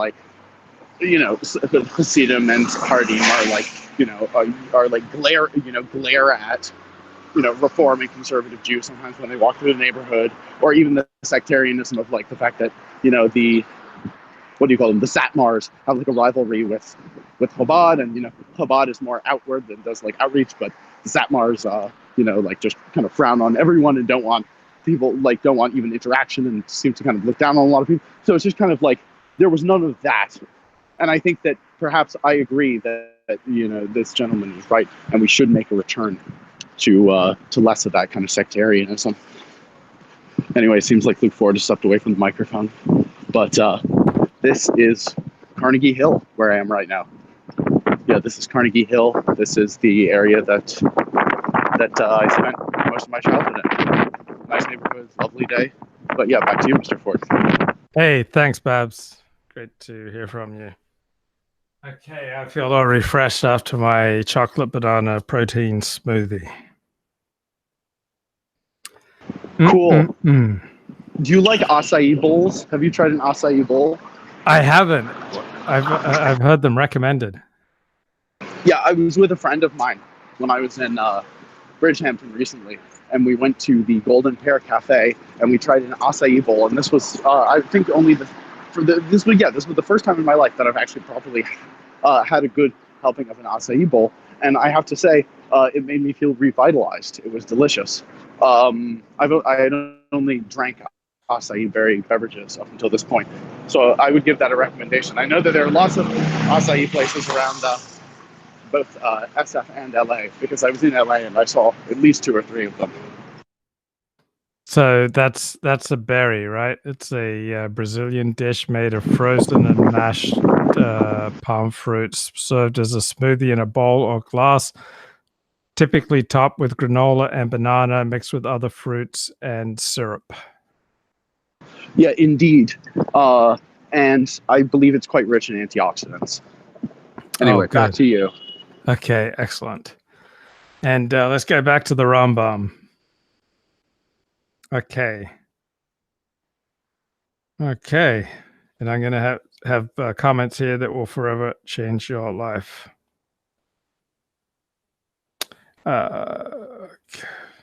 Believe me. Okay, for Brewer, it was the acceptance of the dogmas by the community which was crucial. And it was only for the wavering individual that he emphasized the importance of law over dogma. That is, the dogmas of Judaism are important, though ex post facto an individual who observes the halakha, the Jewish law, is not to be viewed as a heretic because of his lack of belief. Leibowitz admitted his views disregarded vast portions of what has always been regarded as part and parcel of Jewish thought and value. Leibowitz, and we're talking about Isaiah Leibowitz, who lived 1903 to 1994, did not believe that Israel is the Holy Land. As he explained on numerous occasions, the word holy can only be applied to the disciplined and saintly conduct of human beings who master their desires and inclinations and serve the Lord by leading a life of Torah mitzvot. In other words, someone very much like myself. This attitude enabled Leibowitz to call for the demolition of the Western Wall, which he considered to be an idol of stone. Fact that Isaiah Leibowitz was probably the first observant Jew in history who did not view the land of Israel or the Western Wall as holy was of no concern to him, yet we should keep it in mind whenever someone such as Kurzweil tries to quote Leibowitz as an illustration of traditional Jewish thought. What Kurzweil does not mention is that at least since the rabbinic period, every important rabbi, Talmudist, Bible commentator, and philosopher believed in dogmas. All authoritative exponents of Judaism are agreed as to the necessity of making spiritual truth the basis for material action. There have been those who oppose the principles of Maimonides because they believe them to be mistaken. This is very different from the attitude of the Abarbanel, Rabbi David Ibn Zimra, and Rabbi Shimshon Raphael Hirsch, who, although they accepted the truth of Maimonides' dogmas, opposed his singling them out as being the most significant aspects of Judaism. According to them, no special dogma can be established because everything contained in the Torah is, in and of itself, a dogma of paramount importance. Thus, one who denies any Torah teaching is to be regarded as a heretic. One example of Barbanel's thought on this matter is as follows: I therefore believe that it is not proper to postulate principles for the divine Torah or the foundations in the matters of belief, for we are obliged to believe everything that is written in the Torah. We are not permitted to doubt even the smallest thing in it, for he who denies or doubts a belief or narrative of the Torah, be it small or great, is a sectarian and an epicurus. For since the Torah is true, no belief or narrative in it has an advantage over any other.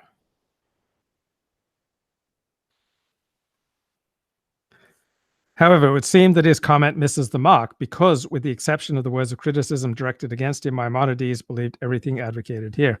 One who denies the divine origin of anything in the Torah is indeed regarded by him as a heretic, in accordance with the eighth principle. It's also quite imprecise for Abarbanel, as part of his polemic against Maimonides, to assert without clarification that a belief which is found in the Torah cannot be denied. Barbanel's assertion simply begs the question, who is to determine that the belief is really found in the Torah? As this book will demonstrate, that traditional scholars, none of whom would dream of denying a belief of the Torah, argued about basic issues of Jewish theology, shows that even explicit Torah texts can be interpreted in a variety of ways. Abarbanel also speaks of denying a narrative of the Torah. Again, this begs the question, what does deny mean? Is one who understands a narrative in the Torah allegorically guilty of denial? All this is quite apart from the fact that many of Maimonides' principles are not found explicitly in the Torah. Maimonides believed them to be latent, but this is not the same as being explicit. Okay, let's get back to Mark Shapiro here. No, I don't want that. Okay, forget it. What, Mark Shapiro isn't working for you right now? No, it's just I was just trying to pull up one of the videos, and I don't like the one that I was pulling up. So. Oh, I see. Isn't this a beautiful day? Isn't this a beautiful day gorgeous. today on Park Avenue? Check it out. The sun's out. The tulips are about to start blooming. Wow. It's wonderful. I used to work in landscaping, and my bosses paid me like $5 an hour, but they said there was a job that I could get planting tulips for $50 an hour. So I said, wow, I'd love to plant tulips for $50 an hour. They said, okay, plant your tulips right here. And I decided, you think that we were several centuries back in Dutch times with a money that much in tulips, but I don't know. I guess tulip planting pays. So how was your tulip planting work? Was it satisfying? Oh, they wanted me to plant my tulips someplace where I didn't want to plant my tulips, and so I had Oh, that's unfortunate. I'm sorry. How many lips did you end up planting overall? I didn't plant any lips on anyone. So I Yeah, had to satisfy myself with working for $5 an hour. And I could have made 50 planting my tulips someplace unsacred. I see. That's yeah. Well. I mean, perhaps that sounds. Perhaps that sounds like a bullet dodged. I doubt the sages would have approved had you gone down that path. Exactly. So praise be to God that I managed to avoid that path. That would not have been good for me. I don't think it was really part of the divine plan for my life. Yeah. Okay. Yeah. Doubtful. I suggest that we crowdfund Luke to get an apartment at a lovely building such as this, or that one over there, or that one. Wow. Wouldn't that be nice? Oh, 78th and Broadway. I have so many memories. I stayed with an heiress for 2 or 3 weeks in Manhattan, something like 78th and Broadway in 1994. It was my one time in New York. I have some good memories. I went to the Jewish Center. I davened at the Jewish Center, and I went to Stern College. I hung out at the library at Stern College. That's the girls' school, the girls' version of Yeshiva University. Oh, I see. I made a pilgrimage to the Yeshiva of Flatbush, which is where Dennis Prager went to Yeshiva. I walked around. Yeah, Flatbush. And I now live in Flatbush. In Flatbush. It all comes full circle. Oh, well, yeah, part-time. And then this is just sort of the area that I grew up in. That's so beautiful where you grew up. It's gorgeous, Babs. But it does seem to lack diversity. It does seem to lack vibrancy. Well, I mean, some, unfortunately, they get dressed up as mock admirals to amuse the wealthy and stand in front of doors all day and hold them open. But the Upper East Side is it's specifically this portion of it. I'd say it's very unique compared to many other parts of New York City. It really is just the architecture, just the type of culture, type of people here really is something unique into itself. And there are other neighborhoods like it, but it really, especially this part around Carnegie Hill, really does have its own unique vibe. But the Upper West Side, where you stayed, also has it. Sorry, go ahead. Do you ever run into Whit Stillman? Can't say I have. However, I need to watch Metropolitan. As a matter of fact, Lib Medley told me that I should. But I have ran into Woody Allen numerous times, and I've ran into the wife of Kevin Kline, like the guy who plays the Pirate King in the film version of the operetta Pirates of Penzance, Gilbert and Sullivan. So his wife owns a store. I think it's called Blue Tree around here, and it's a lovely sort of like a women's boutique clothing store, which there are a lot of over here. Take a look at this nice door. Do you like this nice mahogany door? Does it make you happy? Oh, this whole thing makes me happy, except for the lack of diversity. Yeah, I'm sorry. I mean, you could always come here, and an Australian is pushing it. However, I mean, what's funny is I didn't realize that. I mean, you've got Fort Town, don't you? Fort Town. Why don't you move back to Fort Town and become the rightful inheritor of the land once again? Right. My family owned Tenham to the next Upper East Side. My family owned Tenham Sands, and now it's been all given away. See, I mean, that's incredible. I mean, I doubt even many of the people living here now can say things like that. Yeah, my Tenham family Sands. It has like streets all over Tenham Sands, a name for my mother, for my aunties, for my uncles. Like my brother has his nurseries on Booth Avenue, and that was my mother's maiden name, was Booth. That's incredible. Yeah, I mean, with considering that time frame, I mean, that really puts you equivalent to like a lot of what would be considered like an old family in America, even. So that's pretty cool. But I guess do people even really care about those things in Australia? Because they don't really anymore in America, funny enough. And that's why the Upper East Side, in a way, it's a dying neighborhood, because while there are a lot of sort of like old money type people. It's all like the old generations, and they're generally kind of somewhat downwardly mobile or just kind of holding themselves out. Meanwhile, you have areas that are totally booming, like downtown in some parts of Brooklyn, that has like all the young people, the children of those people, as well as the ascendant people, like the upwardly mobile new money. And those people are really, America's really, it's just following the money where it's at. It's like, people thought they could have a legacy just by leaving some plaque somewhere, but you have to also stay relevant. So I'm just curious, where's Australia at? Or does Australia have so much of a, I guess, kind of like proletarian approach that, if I said, oh, my family used to own 10 of Sands, they would be like, yeah, whatever, mate, or something like that. Yeah, it'd be more egalitarian. But overall, it's pretty similar to America. Some people care a bit about old money. I'm just curious, when you walk by 78th and Broadway, do you still feel like the vibrations of the energy have been changed by the time I spent there? That do you feel like psychic waves?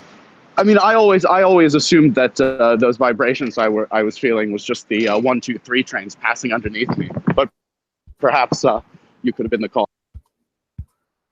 I think I may have left an eternal impression on 78th and Broadway, that one day there'll be a statue that like Luke Ford slept here for 3 weeks, and just kind of shifted the psychic field. I think I kind of shifted the psychic field and helped bring about a revitalization of the Upper West Side. Brilliant. Because I was given spending money. I was given like $10 spending money every day by the heiress, and I'd go around and buy drinks and good times. Did you engage in any charity? Did you become a patron of the arts on $10 a day? $10 a day was like a fortune back then, wasn't it? Yeah, I mean, $10 a day. I was living large. I'd say the most charitable things I did were just kind of bestow my presence on people. Just kind of shared everything that I had to give. I wasn't there long, but I just tried to give and give and give. I'm a giver. I just want to say, yeah, you should write a book on it. You should call it The Giver, The Giving Ford. But I would like to say, King Kush is getting censored in the chat by Mark Franks. So I would like to say that King Kush is a good lad. I just want to put in a quick plug for him. Even if you don't think he's Blue Wrench ready yet, I'm curious. Have you seen any of his videos? He makes these very kind of abstract and slightly kind of surreal, like kind of ambiguous, semi-symbolic videos about the Luke Ford verse, and they're quite interesting. I recommend you go check them out sometime. Oh yeah, Luke Ford goes to Paris Island. Yeah, what did you think of that one? Oh, I haven't seen that one yet. I'll have to. Yeah, I recommend you check that out. Just play it for like 10 seconds maybe. I think that you'd get a kick out of it. Okay, that looks interesting. Okay, Luke Ford goes to Paris Island. King Kush. Maybe he is worthy. I'm thinking he might be worthy of a wrench. Let's see what's going on here. Did your parents have any children that lived? Sir, yes, sir. I bet they regret that. You're so ugly you could be a modern art masterpiece.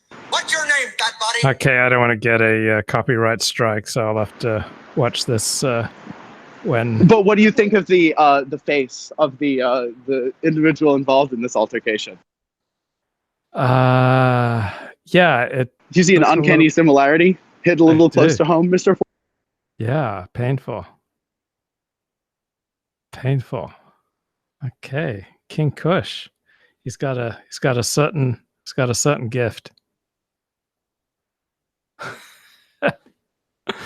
Okay, let's go back to the limits of Orthodox theology. Let's raise the tenor of this discussion.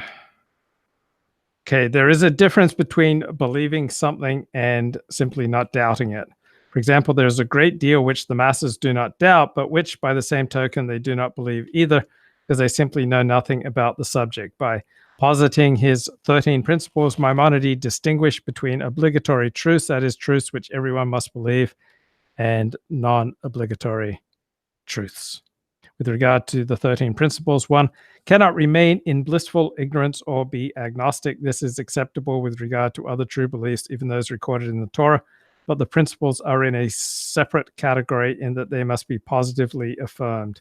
As Rabbi Chaim Soloveitchik explained in relation to the distinction between the 613 mitzvot and the principles, one does not know about a certain mitzvah, his Judaism is lacking, but there is nothing heretical about this person. However, one who does not acknowledge the 13 principles is a heretic. So we see that there are many true beliefs which are not necessarily obligatory beliefs which every Jew must hold to be a Jew in good standing. Okay, so I'm going to catch my balance here and play a little bit more Mark Shapiro here. He's speaking on rabbinic biographies. I just really want to thank Larry for hosting the Lunch and Learn. And recently he died in 1966. Now this was good and bad. It was good in the sense that I was able, I finished in 1995, I was able to interview many students of his, get many letters. They gave me personal letters. I have a collection now of about, I think, close to 600 letters, and I'm still collecting just about 2 months. Wow, the audio volume sucks. So I had good intentions, but that's not going to work for the show. Okay, back to the book. Scholars have often tried to show that because Albo postulated 3 articles of faith, this meant he did not think that the others were essential or that their denial equaled heresy. In fact, a leading halakhist, Rabbi Jacob Meshulam Orenstein, 1775 to 1839, is among those who advocates this position and even adopts it as his own. According to him, one is only a heretic if he denies the existence of God, Torah from heaven, and reward and punishment, which are Albo's 3 fundamental principles. One who denies Maimonides' other principles is to be regarded as completely wicked, but contrary to Maimonides, is not a heretic and thus has not removed himself from the religion. While Ornstein's liberality is noteworthy, his assertion that he is following Albo is incorrect. Albo's differences with Maimonides regarding dogma relate to classification and grading, not substance. One final point, although we have seen that many traditional thinkers identified heresy with the denial of the 13 principles, this should not be taken to mean that they regarded these principles as the sole determinants of what constitutes heresy. This is certainly a popular conception, and in Orthodox circles, departure from a traditional viewpoint is often justified by saying this is not one of the 13 principles. Yet it is unlikely that any rabbinic figure ever adopted this approach. Say this for the simple reason that Maimonides' 13 principles are not all-inclusive. For example, they do not include the idea that the Jews are God's chosen people. In addition, there are a number of dogmas which Maimonides discusses in other places but excludes from the 13 principles. Thus, there is no mention in the principles about the existence of free will or miracles, despite the overriding importance of these notions in Maimonides' thought. Although creation and resurrection, principles 4 and 13, are examples of the miraculous, the traditional belief in miracles encompasses much more than this, nor does Maimonides include providence, divine providence, as a principle.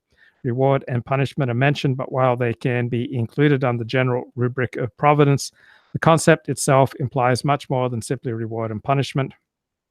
In fact, most post-Maimonideans include providence in their detailed list of dogmas, and some of them include it in addition to reward and punishment. Only Rabbi Shem Tov Falaquira, 13th century, follows Maimonides in listing reward and punishment as a principle while omitting divine providence. All this may lend credence to Arthur Hyman's argument, anticipated by Duran and Abarbanel, that the 13 principles were never intended to comprise all of the most important aspects of Judaism. Rather, they were formulated so as to correspond with the structure of the Mishnah in Tractate Sanhedrin, upon which Maimonides was commenting. In addition, Duran claims that Maimonides chose as principles only those that were explicitly found in biblical verses. Another suggestion noted by Duran is that Maimonides' choice of 13 is parallel to God's 13 attributes. And this forced him to omit principles which should have been included. According to Albo, Maimonides only included those principles which can be seen as deriving from Albo's own three foundational beliefs: the existence of God, Torah from heaven, and reward and punishment. Rabbi Joseph Joshua Preil, 1858 to 1896, argued that Maimonides' principles only include those beliefs which separate Judaism from other religions, a point he used to explain why the coming of the Messiah is included as dogma, even though, pointed out by Albo, it is not indispensable to the religion. All these scholars are thus in agreement that not everything Maimonides regarded as a basic Jewish belief was included in the 13 principles, but this need not imply that it was any less important in his eyes. Since one can view the 13 principles as less than all-inclusive, it should not be surprising that since Maimonides' days, many traditional scholars felt comfortable expanding the list of obligatory beliefs. To give one example, I referred earlier to Rabbi Abraham Isaiah Karlitz's comment that he ordered his life on complete faith in the 13 principles, yet Karlitz added a new dogma to the list, namely the belief that all Agadata stories in the Talmud have their origin in the sage's prophetic power.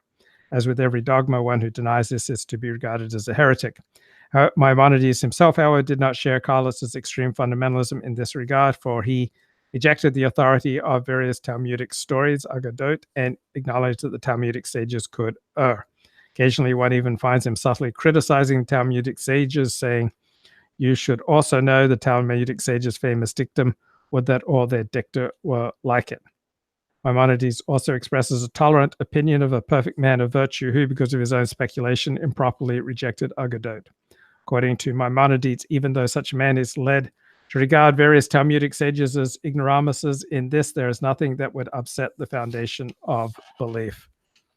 Okay, let me play a little bit of good old Mark Shapiro here, and we will get back to his book. Okay, let's learn about the Satmar Rebbe. I think we have everyone now. First, I want to know, is this the first time for anyone? If it is, I'll just send a quick note at the bottom. Okay, so let me briefly explain how it works. I'll be speaking. You can see me, hopefully. You can talk as well. It might be easier if there's questions or comments to send a little note at the bottom, although I'll be stopping and asking if anyone has questions or comments. I'll also note that all the previous lectures, 11 of them, are now available, I saw, on the website. You can download them, you can listen on the computer, and it really leads us into what we're doing now. So without any further ado, Rabbi Kalman, is it time to begin? It's time to begin, and I just want to welcome all our newcomers and our returnees, and we're ready for an exciting period. Wow, I really picked a lousy selection. Okay, New Hampshire, you can see some of the rabbis who sign their letters. You gotta love these like 2 or 3 minute introductions. Israeli Bethlehem, which, as we'll see, they believe it's forbidden to go to. It's Bethlehem, New Hampshire. It's a whole colony up there in the summer. There's a kosher restaurant, and in addition, of course, they're found in London, in South Africa, in Australia, and Vienna, and Israel, and Bnei Brak. Talking about Satmar Hasidim here. The Rebbe, Rabbi Yoel Teitelbaum, or known by the followers as Rabbi Yoelish, was born in 1888 in the city of Szeged, Hungary. Those who've read Elie Wiesel's book know he comes from Szeged as well. His father was Rav of the city, and his father also served as a Rebbe there. Satmar Rebbe dies in 1979. I remember it well because my family was at Grossinger's that weekend. It was actually my birthday, the day he died, or the day of the funeral. I can't recall. When we were on our way back from Grossinger's, there was a huge backup because you go through from the Catskills, you go past Monroe, and they were having the funeral. When he was about 17 years old, the Rebbe moved, as I said, he's from Szeged to Satmar, a city in Transylvania, sometimes Hungary, sometimes Romania. And within a short time, he had attracted a following of sorts. A base medrash was established for him, and he Okay, this is Mark Shapiro lecturing there on the Satmar Rebbe, so you can find all of Mark Shapiro's lectures on the Gedolim on Torah Emotion. Babs, did you want to say something? Okay, that's from TorahInMotion.org. You can find more of the the dulcet tones of voice. Mark Shapiro. And you can even get a collection of his greatest his greatest hits Christmas album. Okay, the existence and unity of God, chapter 2. First principle. Okay, we're hitting first principle stuff, guys. The first principle declares that God exists, that he is perfect in every way, and that he is the cause of the existence of all things. Principle also includes the belief that God is eternal, for he is an existent being, which is perfect in all aspects of existence, and perfect existence precludes dissolution. Needless to say, later Jewish thinkers all concurred with Maimonides that God exists, is eternal, and is perfect. Those thinkers who significantly limit God, as we shall see, particularly in our discussion of the 10th principle, do not dispute with Maimonides the fact that God is perfect and thus omnipotent. According to them, that even God cannot do the impossible is not an imperfection, and Maimonides agrees with this. He explains his position. We do not call a human individual weak because he cannot move 1,000 hundredweights, and we do not attribute to God may be exalted incapacity because he is unable to corpify his essence, or to create someone like him, or to create a square whose diagonal is equal to its side. Maimonides writes, the impossible has a stable nature, one whose stability is constant and is not made by a maker. It is impossible to change it in any way. Hence, the power over the maker of the impossible is not attributed to the deity. This is a point about which none of the men of speculation differs in any way. Likewise, that God should bring into existence someone like himself, or should annihilate himself, or should become a body, or should change. All of these things belong to the class of the impossible, and the power to do any of these things cannot be attributed to God. And Vox De Respectus says, I used to work in a deli. A rabbi would regularly come in. He had 2 adopted black children. Yeah, I gotta love some of these comments. For instance, what is it? I have a strange hankering to visit a deli to go get something to nosh. Let's see. Shapiro tried the veal cutlet at Grossinger's. Changed his life. Luke's tongue exercises remind me of East Asian depictions of the dragon. Baruch Hashem, Baruch Hashem. This view is a non-controversial position reaffirmed by all post-Maimonidean philosophers. That includes all of us, guys. We're all post-Maimonidean philosophers here. And you're the best bunch of cobbers aside from the degenerates and homosexuals among you.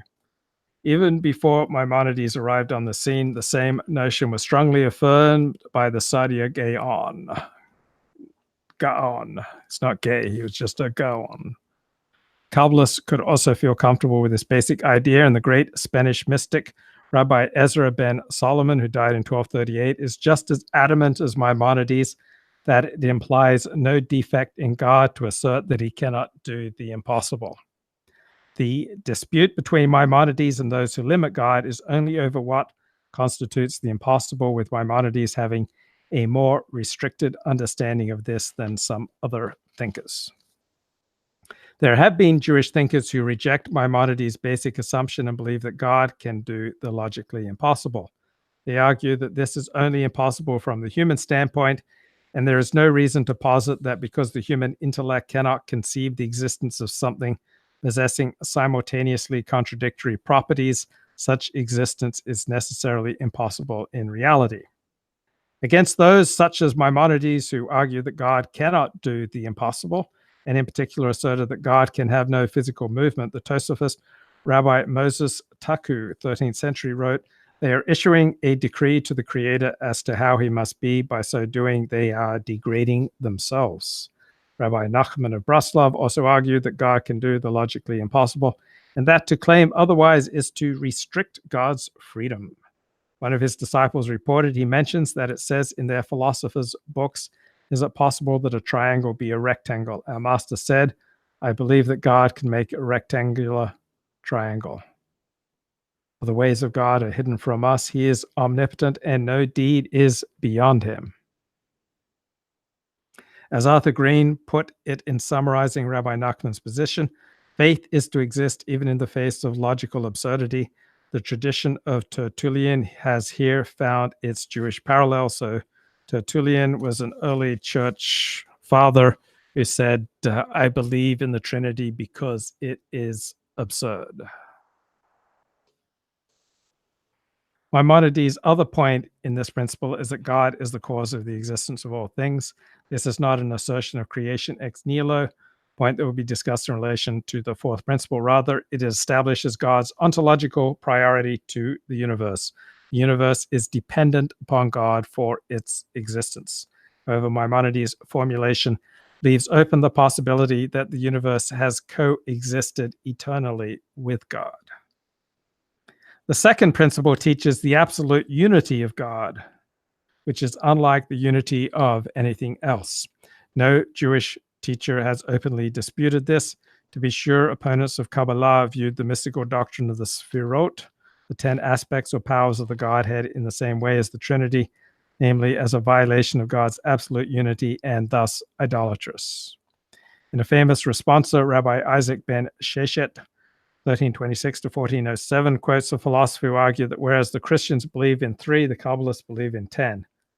The renowned Kabbalist Rabbi Abraham Abulafia, 13th century, agreed with the philosophers in this regard, seeing the standard Kabbalistic understanding of the Sphirot as even worse than the concept of the Trinity. There can be no doubt that had Maimonides known of this concept, he would have responded in the same fashion, and opponents of Kabbalah understandably regarded themselves as following in Maimonides' footsteps. Let's listen to Mark talk about the Satmar Rebbe. To function as a Rebbe, it means that people come ask you for brachos. It means you have a Tish Friday night.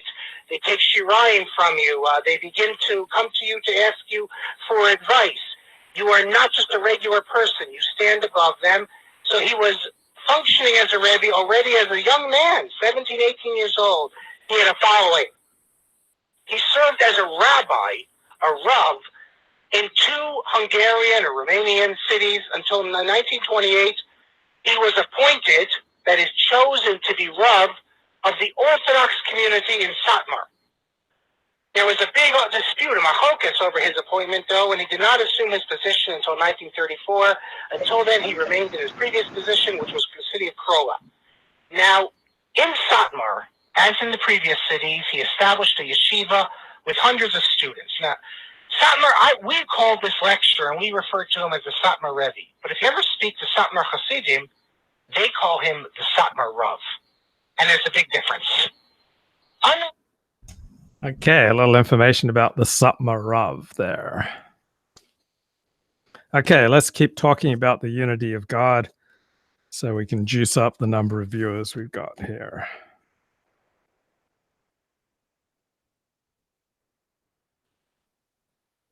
It is impossible to reconcile the Kabbalistic understanding of God and his various Sephirotic manifestations with the simple, unknowable God of Maimonides. This is especially so when dealing with those Kabbalists who insist that the Sphirot are actually part of God's essence. For example, Rabbi Moses Cordovero, 1522 to 1570, writes, "At the start of the emanation, the Ein Sof, King of all kings, the Holy One, blessed be he, emanated 10 Sphirot, which are from his essence, are one with him, and he and they are all one complete unity." The Kabbalists, for their part, never regarded the doctrine of the Sphirot as doing violence to God's absolute unity. In their mind, the Sphirot are always united with the Ein Sof, God's unknowable essence, and are manifestations of various aspects of God's nature. The Zohar asserts that Israel lost its battle against Amalek because they misunderstood this point.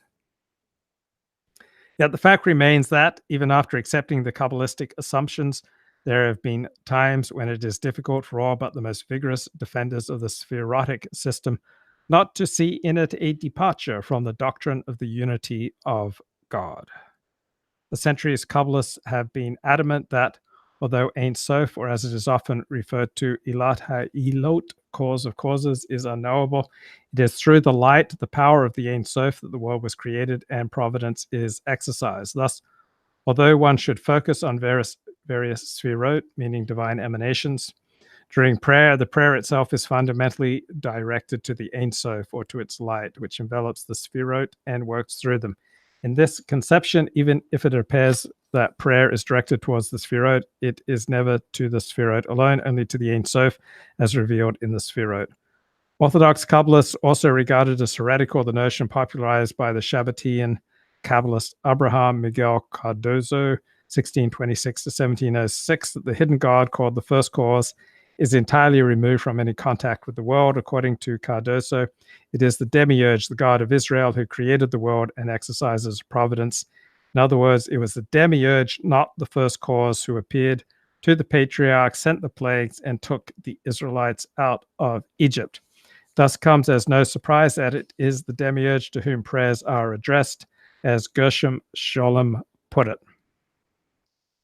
Even the moderate Sabbateans tried to evolve a conception of God which conflicted with the fundamental tenets of Judaism.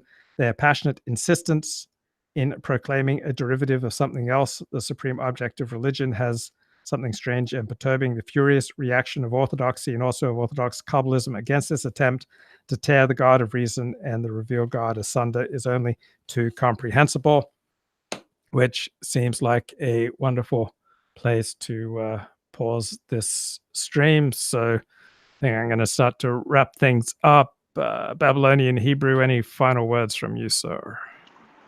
Nothing much. I might be streaming with it myself after. It's been a pleasure. Fascinating to hear this stuff, and I think that you should do more streams like this again. I really enjoyed this morning, or early afternoon rather.